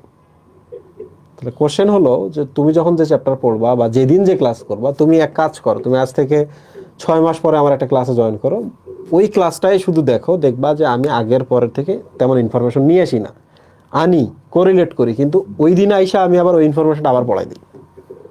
তো ইস্যু হওয়ার কথা না। এখন যে ক্লাস চলছে এই ক্লাসগুলো দেখতে থাকো, ফাঁকে ফাঁকে রুটিন করে নাও যে ওই চ্যাপ্টারগুলোর একটা একটা করে ক্লাস আমি সপ্তাহে দুইটা করে ক্লাস কভার করে ফেলবো। বাট তুমি এখন আমি যেভাবে চলছে সেইভাবে চলবা। আচ্ছা ভাই, আর আরেকটা কোশ্চেন ছিল যে হচ্ছে সাবান যেহেতু হচ্ছে আপনার লিপিড আর ইনভলভস লিপিড, তো ব্যাকটেরিয়াতে যেগুলো মানে ভাইরাসের যেগুলো সাবান লিপিড, ইনভলভস স্যাফনিফিকেশন, ওই যে গ্লিসারল থাকে। বলো। মানে বলুন না যে হচ্ছে যে ইনভলভটাকে হচ্ছে ইয়া করে, সাবান হচ্ছে যে ধ্বংস করে দেয়, তো ক্যাপসিডটাকে তো ধ্বংস করতে পারছে না, তো কেমনে বলবো যে যেগুলোতে ইনভলভ আছে সাবান ওই ব্যাকটেরিয়া ভাইরাসটাকে সম্পূর্ণরূপে ধ্বংস করে দেয়। তুমি আমারে কও বাইরের যে আবরণটা থাকে ওইটাই আলটিমেটলি কোনো একটা কিছুর সাথে অ্যাটাচমেন্ট বা সংযুক্ত হয় কিনা, তুমি বলো আমাকে। হ্যাঁ, এখন ধরা যাক ওই লিপিডের আবরণটা একটা হাতের মতো চিন্তা করতে পারো। এখন লিপিডের আবরণটা আমি নষ্ট করে দিলাম, তার মানে আমি আমার শরীরে হাতটা কেটে ফেললাম। আর তুমি আমারে বলো আমি গাছের ডালে ঝুলতে পারবো, কোনো কিছু থেকে ধরতে পারবো, বাসের হ্যান্ডেল ধরতে পারবো? হ্যাঁ, যেগুলাতে ইনভলভ নাই ওগুলা তো ক্যাপসিড দিয়ে তৈরি, ওগুলা তো হচ্ছে আপনার ক্যাপসিডটাই তো ওই আপনার উদাহরণের মতো হাতের মতো কাজ করে। আমি ব্যাপারটা আরো সহজ করে বলি, যেটা সবসময় বাইরে থাকে কোনো একটা ভাইরাসের, ওইটাই অ্যাক্টিভ এবং ওইটাই কাজ করতে পারে। বুঝতে পারছো? তো তুমি যখন এনভেলপটা ভেঙে ফেলবা, তুমি আমার শুধু আমারে বলো যে বাইরে একটা এনভেলপ কেন দিছে, কারণ এর ভেতরে যে ক্যাপসিডের যে লেয়ারটা, এই লেয়ারটা খুবই ভঙ্গুর। ব্যাপারটা কি তাই না? তাহলে তুমি যদি এটা ভেঙে ফেলো, তাহলে ক্যাপসিড এমনিতেই বালির ঘরের মতো ভেঙে পড়বে। আচ্ছা আচ্ছা। আর আরেকটা প্রশ্ন হচ্ছে যে সেন্ট্রিফিউজ, এইটা হচ্ছে আমি মানে আজকে নতুন Centrifuge? হ্যাঁ। সেন্ট্রিফিউজ নিয়ে বিস্তারিত আমরা রক্ত চ্যাপ্টারে শুরু করব। ফার্স্ট লেকচারে সেন্ট্রিফিউগেশন নিয়ে কথা আছে, তো এইটা আমাদের আজকের আলোচনার বিষয় না, তবুও আমি বলে রাখি। একটা মেশিন আছে, মেশিনটার নাম হচ্ছে সেন্ট্রিফিউগাল মেশিন। আমরা যখন রক্ত দেই হসপিটালে, রক্তের মধ্যে রক্ত কণিকা থাকে, রক্তের মধ্যে কিছু প্রোটিন থাকে, তাদের নাম প্লাজমা প্রোটিন। রক্তের মধ্যে শুধু পানি থাকে, আরও নানা ধরনের জিনিস থাকে। তো এগুলোকে আমরা ওই যখন একসাথে টেস্ট টিউবের মধ্যে নেই, এগুলো সব মিক্স অবস্থায় থাকে। এগুলোকে আমরা লেয়ার বাই লেয়ার আলাদা করতে পারি। যেমন এই যে এটাতে দেখো এখন সবাই মিক্স অবস্থায় আছে। তো আমরা এক টেস্ট টিউব ভর্তি আমরা রক্ত নিলাম, নিয়ে আমরা একটা মেশিনের মধ্যে গিয়ে ওটাকে দিব। এদিকে একটা টেস্ট টিউব দিলাম, আর আরেকটা টেস্ট টিউবের মধ্যে পানি ভরাই আমরা এই সাইডে দিলাম ব্যালেন্স রাখার জন্য। এরপর আমরা ইলেকট্রিসিটি দিয়ে দিব। ওরা অনেক জোরে ঘুরবে, বুঝছো, অনেক জোরে ঘুরবে। ঘুরতে ঘুরতে এক সময় গিয়ে দেখা যাবে, যখন মেশিনটা তুমি থামাবা একটা নির্দিষ্ট সময় পরে, তখন দেখবা তুমি টেস্ট টিউবের মধ্যে যেগুলো যত ভারী সেগুলো তত নিচে, যেমন রক্তকণিকাগুলো সবগুলো নিচে থাকবে। ওকে, রক্তকণিকার থেকে প্লাজমা প্রোটিনগুলো দেখো একটু হালকা এখানে থাকবে। প্লাজমা প্রোটিনের থেকে পানি অংশটা, রক্তের যে পানি অংশটা, ওটা আরো হালকা, ওইটা উপরে থাকবে। তুমি কি বুঝতে পারছো? সেন্ট্রিফিউগেশন হচ্ছে একটা পদ্ধতি, সেন্ট্রিফিউগাল হচ্ছে একটা মেশিন। এই মেশিনের মাধ্যমে বা এই পদ্ধতির মাধ্যমে আমরা যেটা করি, এরকম আলাদা করে ফেলি একটা দ্রবণ থেকে বিভিন্ন উপাদানগুলোকে। বুঝতে পারছো? ভাইয়া কোলাজেন আর ইলাস্টিনের মধ্যে পার্থক্য কোথায়? এই বলো, কোলাজেন এবং ইলাস্টিনের মধ্যে পার্থক্য বলো। ফাইবার একটা শক্ত আর একটা হচ্ছে ইলাস্টিসিটি আছে, মানে রিকভার করতে পারবে। পণ্ডিত। আচ্ছা, এতটুকুই পার্থক্য। না না শোনো, অতটুকুই পার্থক্য। দুইটাই সুতার মতো, হ্যাঁ, কোলাজেন তন্তু এবং ইলাস্টিক তন্তু। তোর হাড্ডির কথা ভাবো, হ্যাঁ, হাড্ডি, হাড়ের কথা ভাবো। হাড়ের ছোট ছোট ছোট ছোট অনেকগুলো দানা আছে, ধরা যাক এটা একটা দানা, এটা একটা দানা, এটা একটা দানা, এটা একটা, এটা একটা, এটা একটা, এটা একটা। তো এগুলোর ভেতরে কিছু তন্তু থাকে, সুতা থাকে।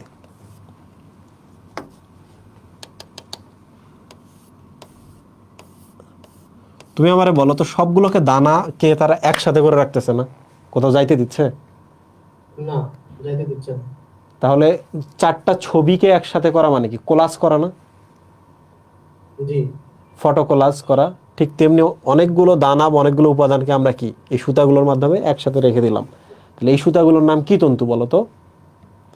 কোলাজেন তন্তু। কোলাজেন তন্তু। এখন প্রশ্ন হলো, ধরা যাক এটা হাড়ে আমার এইভাবে আছে, হাড় আমার হাড্ডি। তাহলে আমার হাড্ডিটা কি একেবারে পুরো ইস্পাত, একবার টাইটেনিয়ামের মতো মানে শক্ত হয়ে গেল কিনা? জি।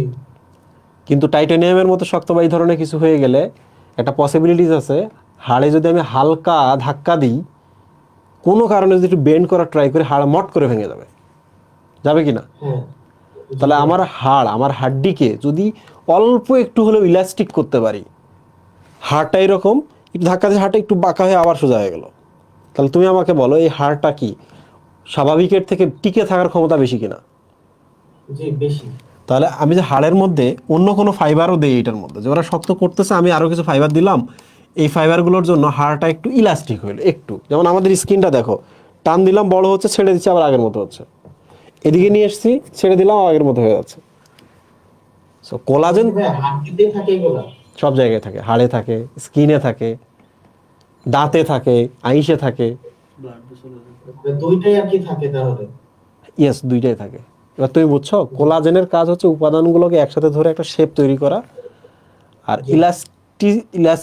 ইলাস্টিন তন্তুর কাজ হচ্ছে ইলাস্টিসিটি দিয়ে শেপটা কোনো কারণে যদি চেঞ্জ হয়ে যায় আবার আগের অবস্থায় ফিরে আনা। জি, বুঝতে পারছি। ঠিক আছে ভাই। আসসালামু আলাইকুম ভাইয়া। ওয়ালাইকুম আসসালাম, বলো। ভাইয়া, একটা ব্যাকটেরিয়ার কোষের ভিতর কি একটা ভাইরাসই কাজ করে, মানে অনেকগুলা ভাইরাস একসাথে কাজ করতে পারে না? প্রশ্ন হইলো যে ওই যে আচ্ছা বলো এই বলো। কারণ হচ্ছে যে ভাইরাসে তো ডিএনএ একটা, বা হচ্ছে যে ব্যাকটেরিয়া তো ডিএনএ একটা, একটাতে একটা ডিএনএ কে ধ্বংস করবে, সবগুলো একসাথে হয়ে গেলে আবার সমস্যা না? বুঝি নাই সবগুলো একসাথে হয়ে যাবে বলতে। মানে ধরেন হচ্ছে যে একটা ব্যাকটেরিয়ার কোষের উপর যদি অনেকগুলা ভাইরাস অ্যাটাক করে, তাহলে একটা ভাইরাসে তো একটা ডিএনএ থাকে না, হ্যাঁ, যে মানে ব্যাকটেরিয়ার উপরে যদি ভাইরাস একটা লাগে তাহলে ওই ডিএনএটা ব্যাকটেরিয়ার ডিএনএ কে ধ্বংস করে আস্তে আস্তে। যদি অনেকগুলা ভাইরাস যদি একটা ব্যাকটেরিয়ার কোষকে অ্যাটাক করে, তাহলে সবগুলা ডিএনএ ভাইরাসের অনেকগুলা ডিএনএ হবে না? ওই বলতেছি আর কি। মানে আমি আরো সহজ করে বলি, ওই যে লবণের দানা দিয়ে আজকে তোমাদের আমি কথা বলতেছিলাম, সোডিয়াম আর ক্লোরাইড একসাথে যুক্ত হলে সোডিয়াম ক্লোরাইড হয়, রাইট? জি দুইটা যে পরস্পরের সাথে যুক্ত হবে এই জন্য কিছু ব্যাপার স্যাপার আছে যার কারণে দুইটা একসাথে বন্ধন ক্রিয়েট করতেছে, ঠিক কিনা?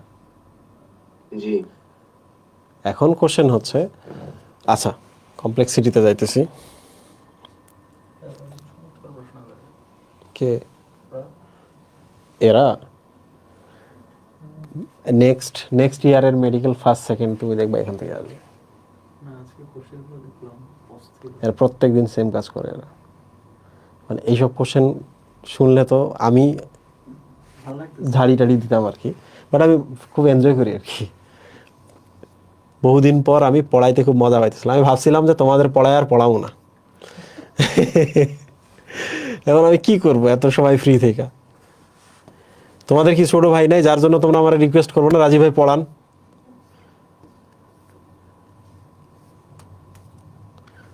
ওরা ভাবতেছে আপনি যান, তারপর আমরা পড়াবো পরের বছর থেকে। আচ্ছা আমি তোমার একটু বলি, এই যে দেখো, এটা নিয়ে আমরা পরের বার আলোচনা করতে পারি। তুমি দারুণ একটা প্রশ্ন করছো। কখনো এমন হয় না, কারণ এদের মধ্যে এরা কথা বলতে পারে না, এদের মধ্যে স্নায়ুতন্ত্র নাই, পরস্পরের সাথে কোনো যোগাযোগ নাই। এক ভাইরাস আরেক ভাইরাসকে কোনোদিন বলে না তুমি আমার ভাই, আমরা তো একই জিনিস, এগুলো বলে না। তো একবারে পুরো দলবদ্ধ হয়ে আক্রমণ করবে এমনও ব্যাপার স্যাপার নাই। ব্যাকটেরিয়া এত বেশি থাকে যে একটা যখন ঢুকে গিয়ে কাজ শুরু করে তখন আরেকটা ওখানে গিয়ে কাজ করার কোনো সুযোগই নেই, কোনো স্কোপই নেই। ও জাস্ট দেখো এখানে এসে প্রবেশ করে নিয়ে এই দেখো ব্যাকটেরিয়াল ডিএনএটাকে ধ্বংস করবে। এই যে দেখো টুকরা টুকরা করছে, ওর যে ডিএনএটা এখানে আছে এইটা কাজ করতেছে আলটিমেটলি এইটা, ওকে? ওইটাকে ধ্বংস করছে, করার পর দেখো এই যে টুকরা টুকরা হয়ে গেছে, নাই। তখন নিজেরটাকে সে দেখো রেপ্লিকা অনেকগুলো তৈরি করছে, রেপ্লিকেশন করতে করতে দেখো অনেকগুলো সংখ্যা বাড়াইছে। শুধু বাড়াইছে তাই না, এই যে দেখো এখানে যে গোল গোল গোল গোল ক্যাপসিডও বানাই ফেলছে, দেখছো?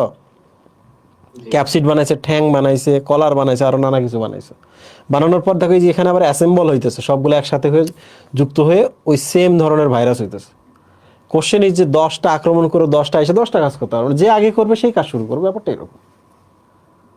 বুঝছি, আমি ভাবছিলাম যে অনেকগুলা একসাথে কাজ করতে পারে কিনা, এটা আর কি। না, এরা জীব না, ওরা আমাদের মতো যদি চিন্তা ভাবনা করতো তাহলে দলবদ্ধভাবে আক্রমণ করতো আর কি। এগুলো নাই ওখানে। ভাইয়া বলো ভাইয়া একটা কথা ছিল। বলো বলো। ভাইয়া ইয়া ডিউ ইউনিটে বিজ্ঞানীর নাম, মানে বিজ্ঞানীর নাম তো অনেক বেশি আসে। কয়টা আসছে ডিইউ ইউনিটে? নাম আসে, বিজ্ঞানীর নাম আসে। মানে হ্যাঁ হ্যাঁ, প্রশ্ন হলো যে কয়টা আসছে বলো। না মানে ভাইয়া, মানে আমি অনেক কিছু শুনছি, মানে বিজ্ঞানীর নাম নাকি বাদ দিলে ডিউ ইউনিটের জন্য অনেক ঝামেলা হয়। এই যে আমাদের এখানে আছে ডিইউ ইউনিটের, তুমি না? আমি মেডিকেলে না, তুমি তো এতে চান্স পেয়েছিলা, ডিওতে চান্স পেয়েছি। লেদার ইঞ্জিনিয়ারিং পড়তে ছিল না? তোমাদের যে ভাইয়ারা বলে, ভাইয়ারা কারা? এর আগেও একদিন রেফারেন্স দিতেছিলা। আমার এখানে এসে কোনো রেফারেন্স ব্যবহার করবা না, কোনো রেফারেন্স ভাই রেফারেন্স বলতে শুভ্র ভাইয়া অনেক লাইন দাগায়, যে দাগে দাগে বলে যে এসিএস শুভ্র ভাইয়া এই যে এগুলো এগুলো। আচ্ছা, মানে এইগুলো নিয়ে কথা বলা যাবে না, সবার আলাদা আলাদা প্যাটার্ন আছে, কারা কি মনে করে পড়াচ্ছে, আমরা এগুলো নিয়ে কথা বলবো না। আমরা বরং কথা বলি যে তুই আমার কাছে আসছো, আমার জি আমার আইডিওলজিটা কেমন। আমার আইডিওলজি হচ্ছে একটা স্টুডেন্ট বায়োলজি মানে এত কষ্ট করবে না। ধরা যাক তুমি যদি এইভাবে ভাবো যে বায়োলজিটা পড়তে যা কষ্ট, শুধু বৈজ্ঞানিক নামগুলো যদি পড়ো, যে সরি বিজ্ঞানীদের নাম যদি পড়ো, আবিষ্কারকের নাম পড়ো, সম পরিমাণ কষ্ট। তাহলে তুমি আমারে বলো, তোমার যদি কষ্টের অর্ধেক আমি 50% কমাই দিতে পারি, এবং পরীক্ষায় মোটামুটি নিশ্চিন্তে থাকা যায় যে আসে যদি অ্যাক্সিডেন্টলি একটা আসবে, আর যদি না আসে অর্ধেক কষ্ট থেকে তুমি মাফ পাইলা, তুমি আমারে বলো তুমি কি করবা? স্কিপ করবো। মেডিকেলে একবার একটা প্রশ্ন আসছিল, বুঝছো? প্রশ্নটা ছিল এরকম, বায়োটেকনোলজি না টিস্যু কালচারের আবিষ্কারক আসছিল, ওই যে নামটা কালারে কি বা এরকম কিছু একটা। হ্যাঁ। মেডিকেলে একবার এই ধরনের একটা কোশ্চেন আসছিল, এরপর ধরে মেডিকেলে পাগলের মতো সবাই বিজ্ঞানীদের নাম পড়ানো শুরু করছে। তুমি আমারে বলো, মেডিকেল অ্যাডমিশনে বিগত 20 বছরের কোশ্চেনের কথা বলো। আমি যখন মেডিকেল অ্যাডমিশন দিছি 2010-9-এ দিছি, 10-এ দিছি, এখন হচ্ছে 2025। ধরা যাক 14 বছর 15 বছরের কোশ্চেন যদি তুমি নিয়ে আসো, তুমি বাইর করো তো কয়টা বিজ্ঞানীদের নাম আছে? নাই। বৈজ্ঞানিক নামটা জরুরি এই জন্য, কারণ ভার্সিটিতে কিন্তু হচ্ছে ওই বিভিন্ন উদ্ভিদ প্রাণী নিয়ে গবেষণা হয়, যেটা মেডিকেলে হয় না কিন্তু। তো তুমি আমারে বলো, ভার্সিটিতে যখন তেঁতুল গাছ নিয়ে গবেষণা হবে, নিশ্চয় তেঁতুল গাছের নাম ওখানে বারবার গবেষণাপত্র কিন্তু তেঁতুল গাছ লিখবে না, কারণ তেঁতুল গাছ বাংলাদেশের একটা লোকাল নাম। তাহলে এমন একটা নাম লিখতে হবে, এমন একটা নাম লিখতে হবে যেটা মিনিংফুল, এমন একটা নাম লিখতে হবে যেটা দ্বিপদ, এমন একটা নাম লিখতে হবে যেটা সারা পৃথিবীতে সেম নামে চলতেছে। তাহলে তুমি আমারে বলো, ভার্সিটির টিচাররা এই গবেষণা পারপাসে করুক আর যে পারপাসেই করুক, তারা এই সায়েন্টিফিক নেমে অভ্যস্ত কিনা বলো? হ্যাঁ তো তারা প্রশ্ন সেট করলে কি তেঁতুল গাছ লিখবে নাকি সায়েন্টিফিক নাম লিখবে? সাইন্টিফিক তাহলে এবার বলো, সায়েন্টিস্টের নাম নাকি সায়েন্টিফিক নামের কথা আমি বললাম? সাইন্টিফিক। Scientific name. ওকে, আর সায়েন্টিফিক নেম কোন জায়গায় পড়তে হবে, কখন পড়তে হবে, এগুলো যথাসময়ে গিয়ে আমি তোমাদের শেখাই দেবো।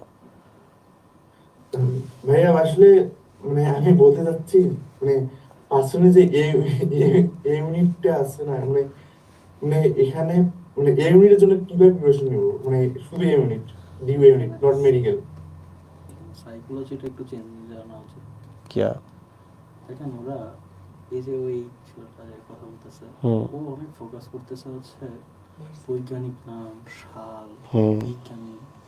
এখন সে যদি একটু স্ট্যাট ঘাটে, দেখবেন 20টা থেকে বা 10টা থেকে আসলে কয়টা আসছে, একটা প্রশ্ন বা আসে নাই, সে বাকি 9টা পারলে চান্স হবে। আমার এক ফ্রেন্ড বোটানির লাস্টের যে চ্যাপ্টারটা আছে, পরিবেশ বিস্তার ও সংরক্ষণ, অনেক বড় চ্যাপ্টার, আমার এক ফ্রেন্ডটা পড়ে না, ডিএমসিতে চান্স পেয়েছে। ও বলছে যদি প্রশ্ন একটা আসে বা ম্যাক্সিমাম যে এক্সিডেন্টে 2টাও আসে, কোনো কোনো বছর আসে না, আমি রিস্কটা নিব না, কারণ এই একটা চ্যাপ্টার পড়া মানে একটা ফিজিক্সের 2 পার্ট পড়ে ফেলার সমান, তাই না, মেডিকেলের জন্য। তো তুমি যদি এডমিশনের কথা চিন্তা করো, তাহলে তোমাকে এই জিনিসগুলো মাথায় রাখতে হবে, কোনটা এফিশিয়েন্ট, কোনটা ভালো ফিডব্যাক দিবে, এগুলো চিন্তা করতে হবে। 10 বছর আগে একটা আসছে বা পুরো 20 বছরে 2বার হয়তো বা একটা প্রশ্ন আসতেছে, ওখানে গিয়ে টাইম ওয়েস্ট করার কোনো মানে হয় না। আমি বোঝাইতে পারছি তোমারে? আমার একটা স্ট্যাট বুক আছে, মেডিকেলের একটা স্ট্যাট বুক বের করি আমি, সেইটার নিচে কিন্তু varsity, agri, CU, JU, RU সবার স্ট্যাটিস্টিক্স দেওয়া থাকে, ডিইউ এর। আমি কিন্তু বলি যে মেডিকেলের প্রিপারেশন তুমি এটা নিছো, ঢাবির প্রিপারেশন সেম, কিন্তু ঢাবিতে গিয়ে একটু স্পেশালি তুমি এই জিনিসটা দেখবা, সায়েন্টিফিক নেম আর কি। আবার জেইউতে গিয়ে আমি বলছি যে মেডিকেলের প্রিপারেশন নিছো, তার মানে তোমার ডান হয়ে গেছে, কিন্তু এখানে গিয়ে তুমি একটু কোডনগুলোর দিকে একটু খেয়াল রাখবা। ওকে, আমি এটা বলছি, তার মানে আমি জাস্ট ফিক্স করে দিছি যে কোনটা প্রায়োরিটি পাওয়া উচিত। তো তোমার এডমিশন বহুত দেরি আছে। তুমি কি জানো যে গত বছর ডিইউ এডমিশনের পরে আমি একটা স্লাইড শেয়ার করি, ডিইউতে যতগুলো প্রশ্ন আসছে আমার ক্লাসের স্লাইডে সবগুলো প্রশ্ন ছিল, একবার স্ক্রিনশট নিয়ে এডমিশনের দিনে আমি এগুলো শেয়ার করছি। তুমি এই স্লাইডটা দেখছো? দেখো নাই? তার মানে 100% কোশ্চেন কমন পড়ছে। আমি 100% কোশ্চেন যখন স্টুডেন্টকে পড়াইছি, সব তো পড়াই নাই, 100% কোশ্চেন ওখান থেকে কমন পড়ছে। কারণ তুমি আমারে বলো যে তুমি এক্সপেরিয়েন্সের কথা চিন্তা কইরা, বা আমি যে ভার্সিটি ব্যাচ গত বছর মেডিকেল, আমি এসিএস এর ভার্সিটি ব্যাচে বাইরের দায়িত্ব ছিলাম, এবারও ছিলাম। কোশ্চেন ইজ, তুমি আমার কথা ফলো করবা কিনা? নাকি আপনি যেটা বলবেন সেটাই ফলো করবো। তো তুমি মাঝে মাঝে মেজাজ কিন্তু আমার খারাপ হবে, আমি কিন্তু বইলা ফেলবো এত বেশি কথা বলো কেন, কিছু বুঝছো? জি।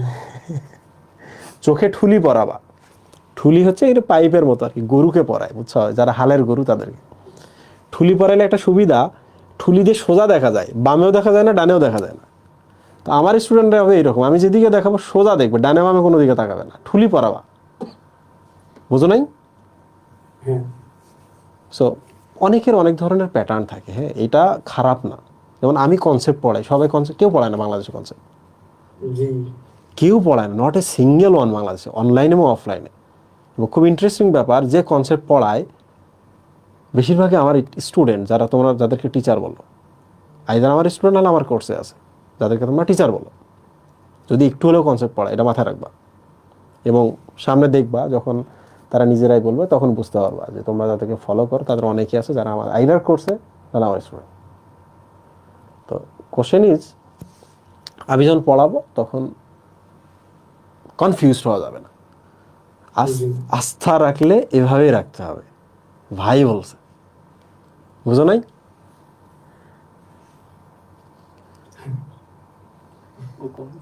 ভাইয়া, আসসালামু আলাইকুম। Yes please. বহিস্থ স্তর আর এনভেলপ কি সেম? বহিঃস্তর এবং এনভেলপ, বহিঃস্তর অ্যাকচুয়ালি একটা লোকেশন বোঝায়, যেমন একটা লেয়ার যেটা বাইরের দিকে থাকে, আর এনভেলপ অ্যাকচুয়ালি স্পেসিফিক করে বলতেছে যে ক্যাপসিডের বাইরে আর একটা লেয়ার, ক্যাপসিডের বাইরে আর একটা স্তর, দ্যাট মিনস ওটাও একটা বহিঃস্তর, ওইটা হচ্ছে এনভেলপ। বুঝতে পারছো? আমার বাড়ির একবারে বাইরের দেয়াল, বাইরের দেয়াল মানে কি? আমার বাড়ির প্রাচীর। সো প্রাচীর মানে এনভেলপ, আর বাইরের দেয়াল মানে বহিঃস্তর। পেরিকার্ডিয়াম ভেতর। জি ভাই। তো ভাইয়া, তো বলছিলাম যে এই ভাইরাস কি শুধুমাত্র ব্যাকটেরিয়ার দেহেই কি সংখ্যাবৃদ্ধি করে, না না হিউম্যান সেল করে না? না, ভাইরাস ব্যাকটেরিয়ার দেহে যায়, তাদেরকে ব্যাকটেরিয়াফাজ বলে। এইরকম ফাঙ্গাসের কোষের ভেতরেও তারা যায়, এর মাইকোফাজ বলা হয় এদেরকে। হিউম্যান সেলের ভেতরে গিয়েও তারা নিজেদের হচ্ছে অনেক রেপ্লিকা ক্রিয়েট করে। শুধু হিউম্যান সেল না, পাখির শরীরে, বানরের শরীরে, কুমিরের শরীরে, যে কোনো প্রাণের শরীরে তারা গিয়ে সংখ্যাবৃদ্ধি ঘটাইতে পারে। আরেকটা কথা বলছিলাম যে এই ভাইরাস তো দুইটা রোল প্লে করে, জীবাণু এবং জড়, তাই না? দুইটা, তাহলে ও যখন ধরেন এই যে ব্যাকটেরিয়াফাজের ক্ষেত্রে যখন ও ব্যাকটেরিয়ার ওর সাইডে আসে, তখন ও মানে কিভাবে বুঝতে পারে, মানে ওর তো কোনো নার্ভাস সিস্টেম, হ্যাঁ। ব্রেইন কিছুই তো নাই, হ্যাঁ, ও কিভাবে মানে ওই ব্যাকটেরিয়া থাকলে বুঝতে পারে যে ব্যাকটেরিয়ার সাথে আমার এখন অ্যাটাচ করতে হবে, আমার ডিএনএ অথবা এই জিআরএনএ কে ওর মধ্যে ইনজেক্ট করতে হবে, বংশবৃদ্ধি মানে সংখ্যা বৃদ্ধি করতে হবে, এটা বুঝতে পারে কেমন? চমৎকার একটা প্রশ্ন করছো, এটা চমৎকার একটা প্রশ্ন। আমরা আগামীকালকে আমরা রিসেপ্টর প্রোটিন নিয়ে কথা বলবো। আজকে সংক্ষেপে কিছু কথা বলি। তোমরা যখন ওই সেম সোডিয়াম ক্লোরাইড, তোমরা যখন সোডিয়াম এবং ক্লোরাইড একটা দ্রবণের মধ্যে দিয়ে দাও, সোডিয়ামটা কি বলা আছে যে ক্লোরাইডের সাথে যুক্ত হও? না না বলো। তাদের মধ্যে এফিনিটি আছে কিনা?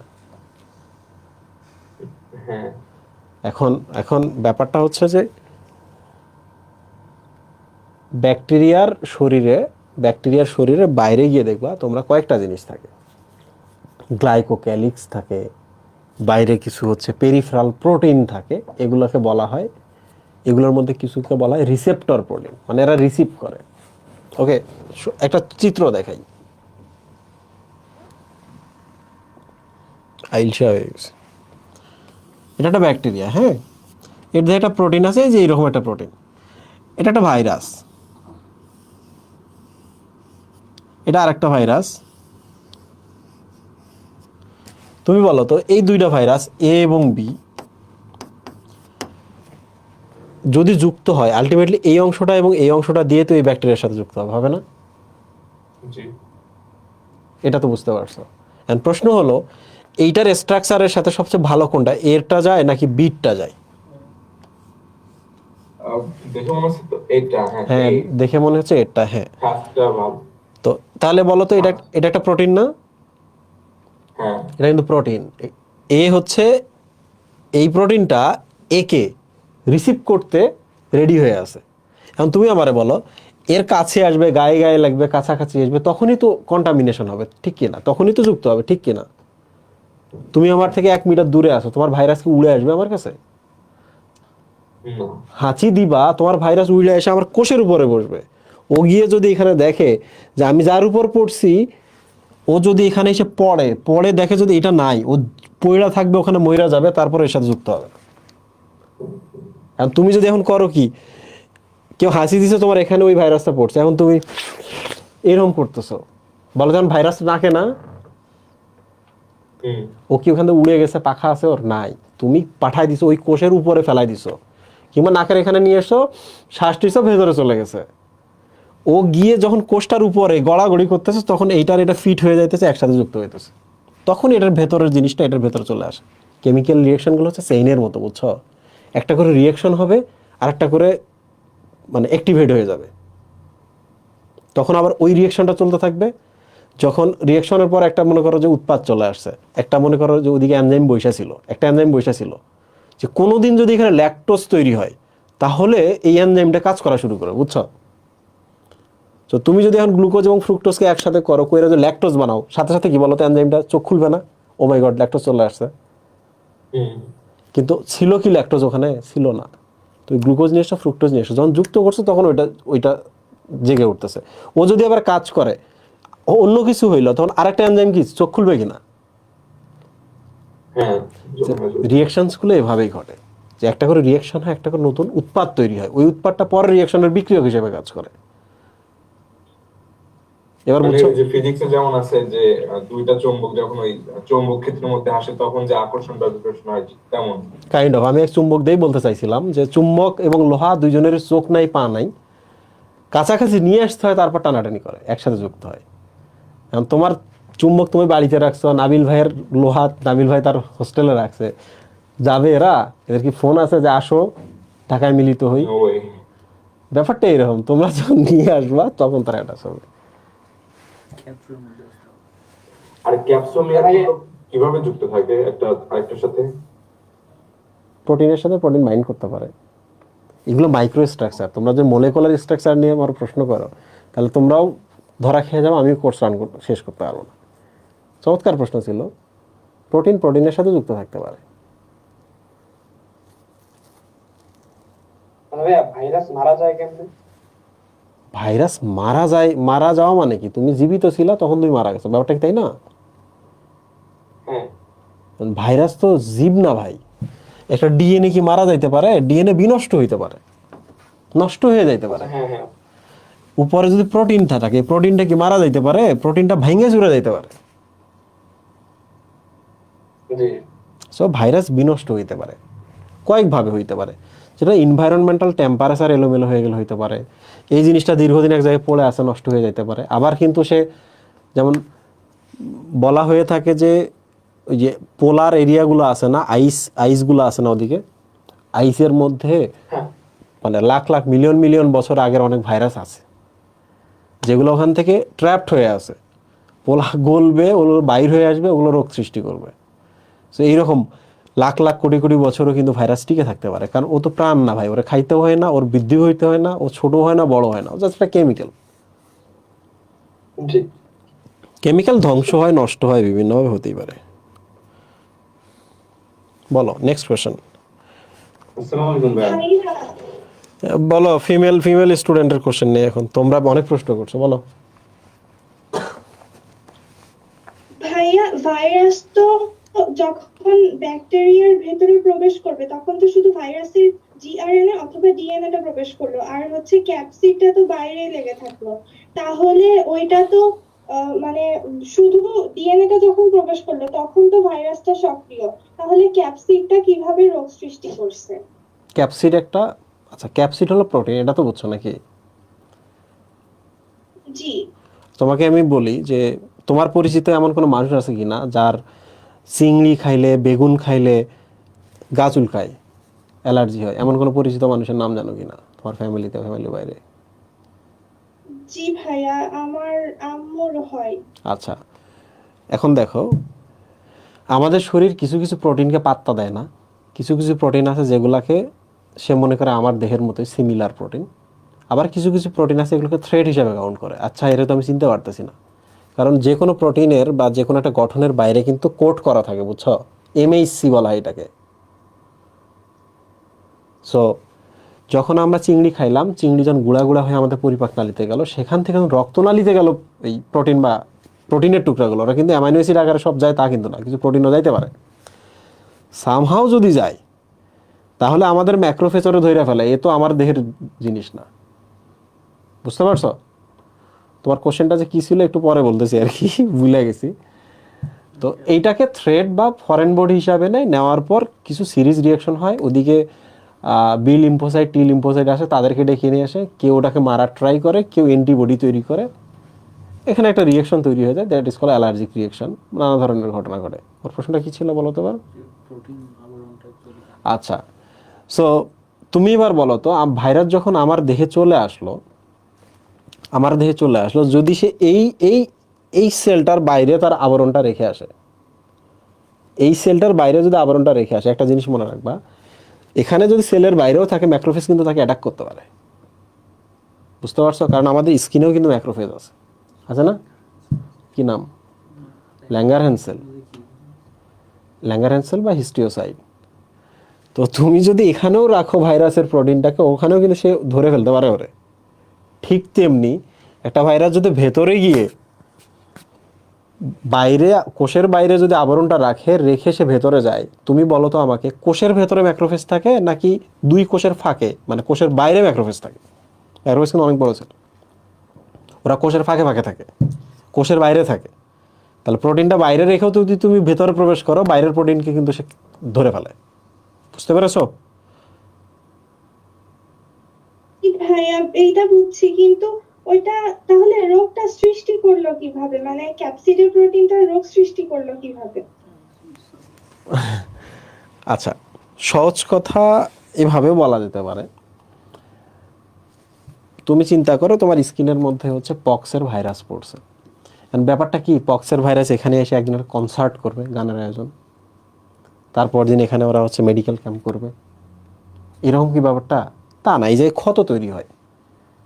তাহলে আরও সহজ করে দেখো, পক্সের ভাইরাস এখানে আসছে, প্রোটিনটা ওখানে আছে, আমাদের প্রতিরক্ষা সিস্টেম তার সাথে ফাইট করতেছে, বিভিন্ন ধরনের কেমিক্যাল এখানে আসতেছে, এসে ওই জায়গায় ক্ষত তৈরি হয়ে যাচ্ছে, তাই না? এগুলো তো সব গোছানো প্রক্রিয়া নয়, এগুলো অগোছানো প্রক্রিয়া, ভাঙচুর ঘটে।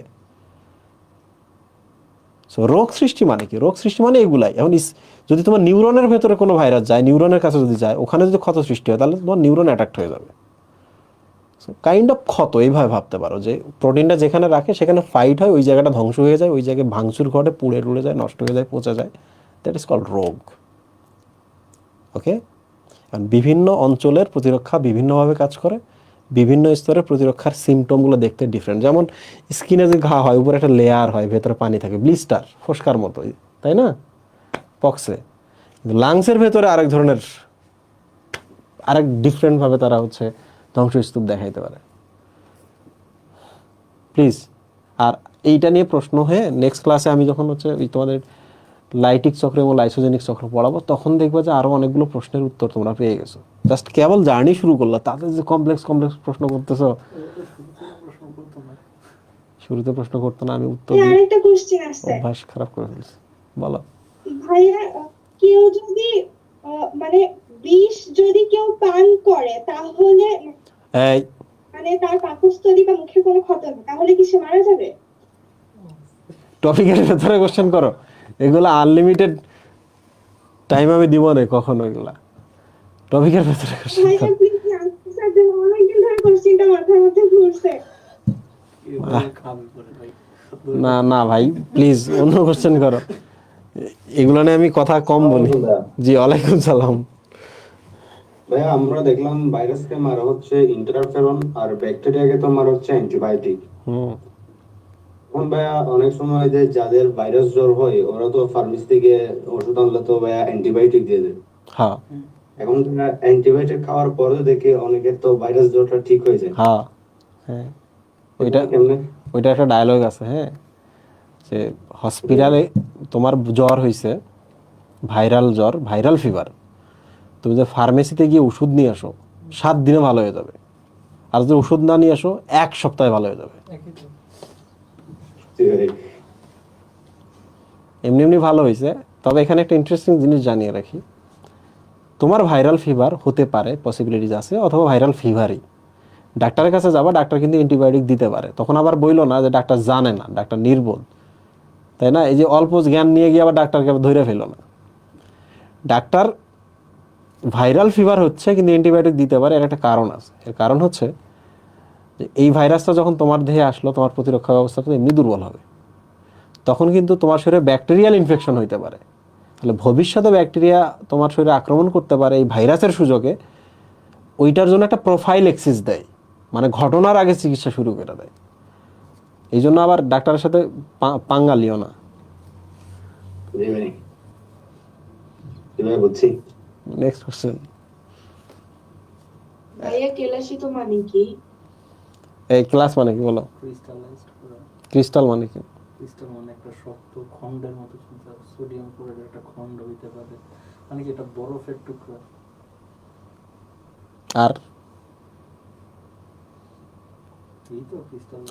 আচ্ছা, ক্রিস্টাল মানে হচ্ছে যে এখানে অনেকগুলো ইউনিট থাকবে, প্রত্যেকটা ইউনিট আরেকটা ইউনিটের সাথে এত দারুণভাবে কানেক্টেড থাকবে, দেখতেও খুব সুন্দর লাগবে, এবং একই ইউনিট, হ্যাঁ, মানে জাস্ট কপি পেস্ট করে একটা জিওমেট্রিক্যাল একটা গঠন থাকবে। তো তোমরা যখন সোডিয়াম ক্লোরাইডের ক্লাস পড়বা, কেমিস্ট্রিতে এখনো আছে না, এটা আমাদের সময় ছিল সোডিয়াম ক্লোরাইডের ক্লাস। তো ক্লাসের একটা ছবি দেখাই, বুঝতে পারবা। বাংলা এটাকে বলে ক্রিস্টাল, বাংলায় না ইংলিশে বলে ক্রিস্টাল।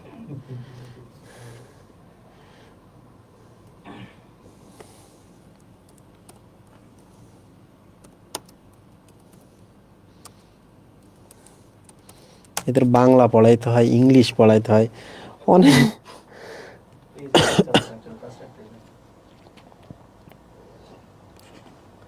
ক্রিস্টাল মানে মানে একই ধরনের একটা স্ট্রাকচারের বহু কপি একসাথে দিয়ে একটা চমৎকার একটা স্ট্রাকচার গঠন করে। এই যে অ্যালুমিনিয়াম স্ট্রাকচার ক্রিস্টাল। আরো সহজ কোনো স্ট্রাকচার দেওয়া যায় কিনা?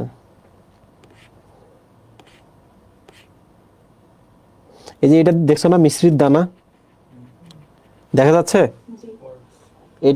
এই জিনিসটাকে বলা হয় হচ্ছে ক্রিস্টাল। তুমি যদি এইটা ভাঙ্গো, টুকরা টুকরা করো, দেখবা একই স্ট্রাকচারের অনেকগুলো ইউনিট পাবা, সবাই দেখতে একই রকম। ওই একই রকম সবাই যেন একসাথে থাকে, এরকম বিশাল একটা ক্রিস্টাল ফর্ম করে। যেমন ধরা যাক হচ্ছে, উপরেই দেখলাম আমি একটা, এখানে বিভিন্ন ধরনের ক্রিস্টালের ছবি আছে, খুবই কমপ্লেক্স আর কি এগুলা। এই যে ছবিটা দেখো, দেখছো? এই যে এখানে একটা স্ট্রাকচার আছে, তুমি বলো তো সেম স্ট্রাকচারটা কি এখানে কপি করা, ওখান থেকে copy copy copy copy copy copy করা কিনা? হ্যাঁ। তাহলে কেলাস বা ক্রিস্টাল বলতে বোঝায় এইরকম একটা চমৎকার জিওমেট্রিক স্ট্রাকচার থাকবে, যেখানে ইউনিটগুলো সবাই দেখতে একই রকম হবে, এবং এরা কিন্তু হার্ড হয়, শক্ত হয়। Silicon crystal. এটা কিসের ক্রিস্টাল? সিলিকন ক্রিস্টাল ওই যে ওরা পড়ছে পূর্বে দশম অধ্যায়ে আছে। ফিজিক্সে। হ্যাঁ, ও ফিজিক্সে নাকি আছে। আরো 1000 টাকা অ্যাড করো, দশম অধ্যায়ের একটা চ্যাপ্টার কি। আর কোনো কোশ্চেন আছে? আজকে কোশ্চেন না থাকলে আমরা বিদায় নিই। এবং এখন কিন্তু ক্লাসে পোলাপান অনেক অ্যাটেন্ডেন্স খুব ভালো, তাই না? 70-80 জন করে, চমৎকার বিষয় এটা। ক্লাস করো, রেগুলার ক্লাস করো। কোনো কোশ্চেন নাই আর তোমাদের?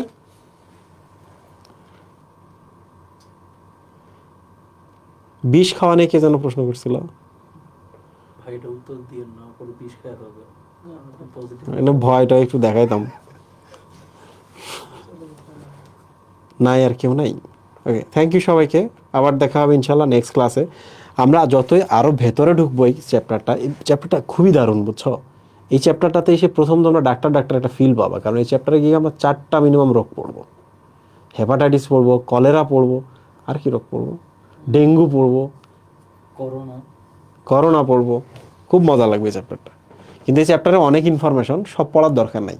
এই চ্যাপ্টার শুরু করার সময় একটা জিনিস মাথায় রাখবা, বিজ্ঞানীদের নাম, সাল এগুলো পড়বা না, তাইলেই দেখবা চ্যাপ্টারটা অর্ধেক কমে গেছে, ওগুলো আসে না। কলেজে যদি দেয় অ্যাক্সিডেন্টালি যদি কোথাও আসে, মনে করো ওটা আগে স্যাক্রিফাইস করে রাখছো, তাহলে অন্য জিনিসগুলো যেন বেটার পারফর্ম করতে পারো। যে এদিকে একটা 2-3টা ভুল হইতো, এটা তো আমি সাইডা দিছি, এটা অ্যাক্সিডেন্টলি আসতো, আসলে অ্যাক্সিডেন্টলি আসতো, এটা যদি সাইডা দিছি তাহলে ওদিকে যেন আমার ভুলের পরিমাণ কম হয়। একটা সাজেশন দেওয়া যায়, থ্যাংক ইউ, যা আগে আসে তার আল্লাহ হাফিজ। বুঝছেন, আগে যা আসছে ওইগুলোই সবসময় ঘুরে ফিরে আসে।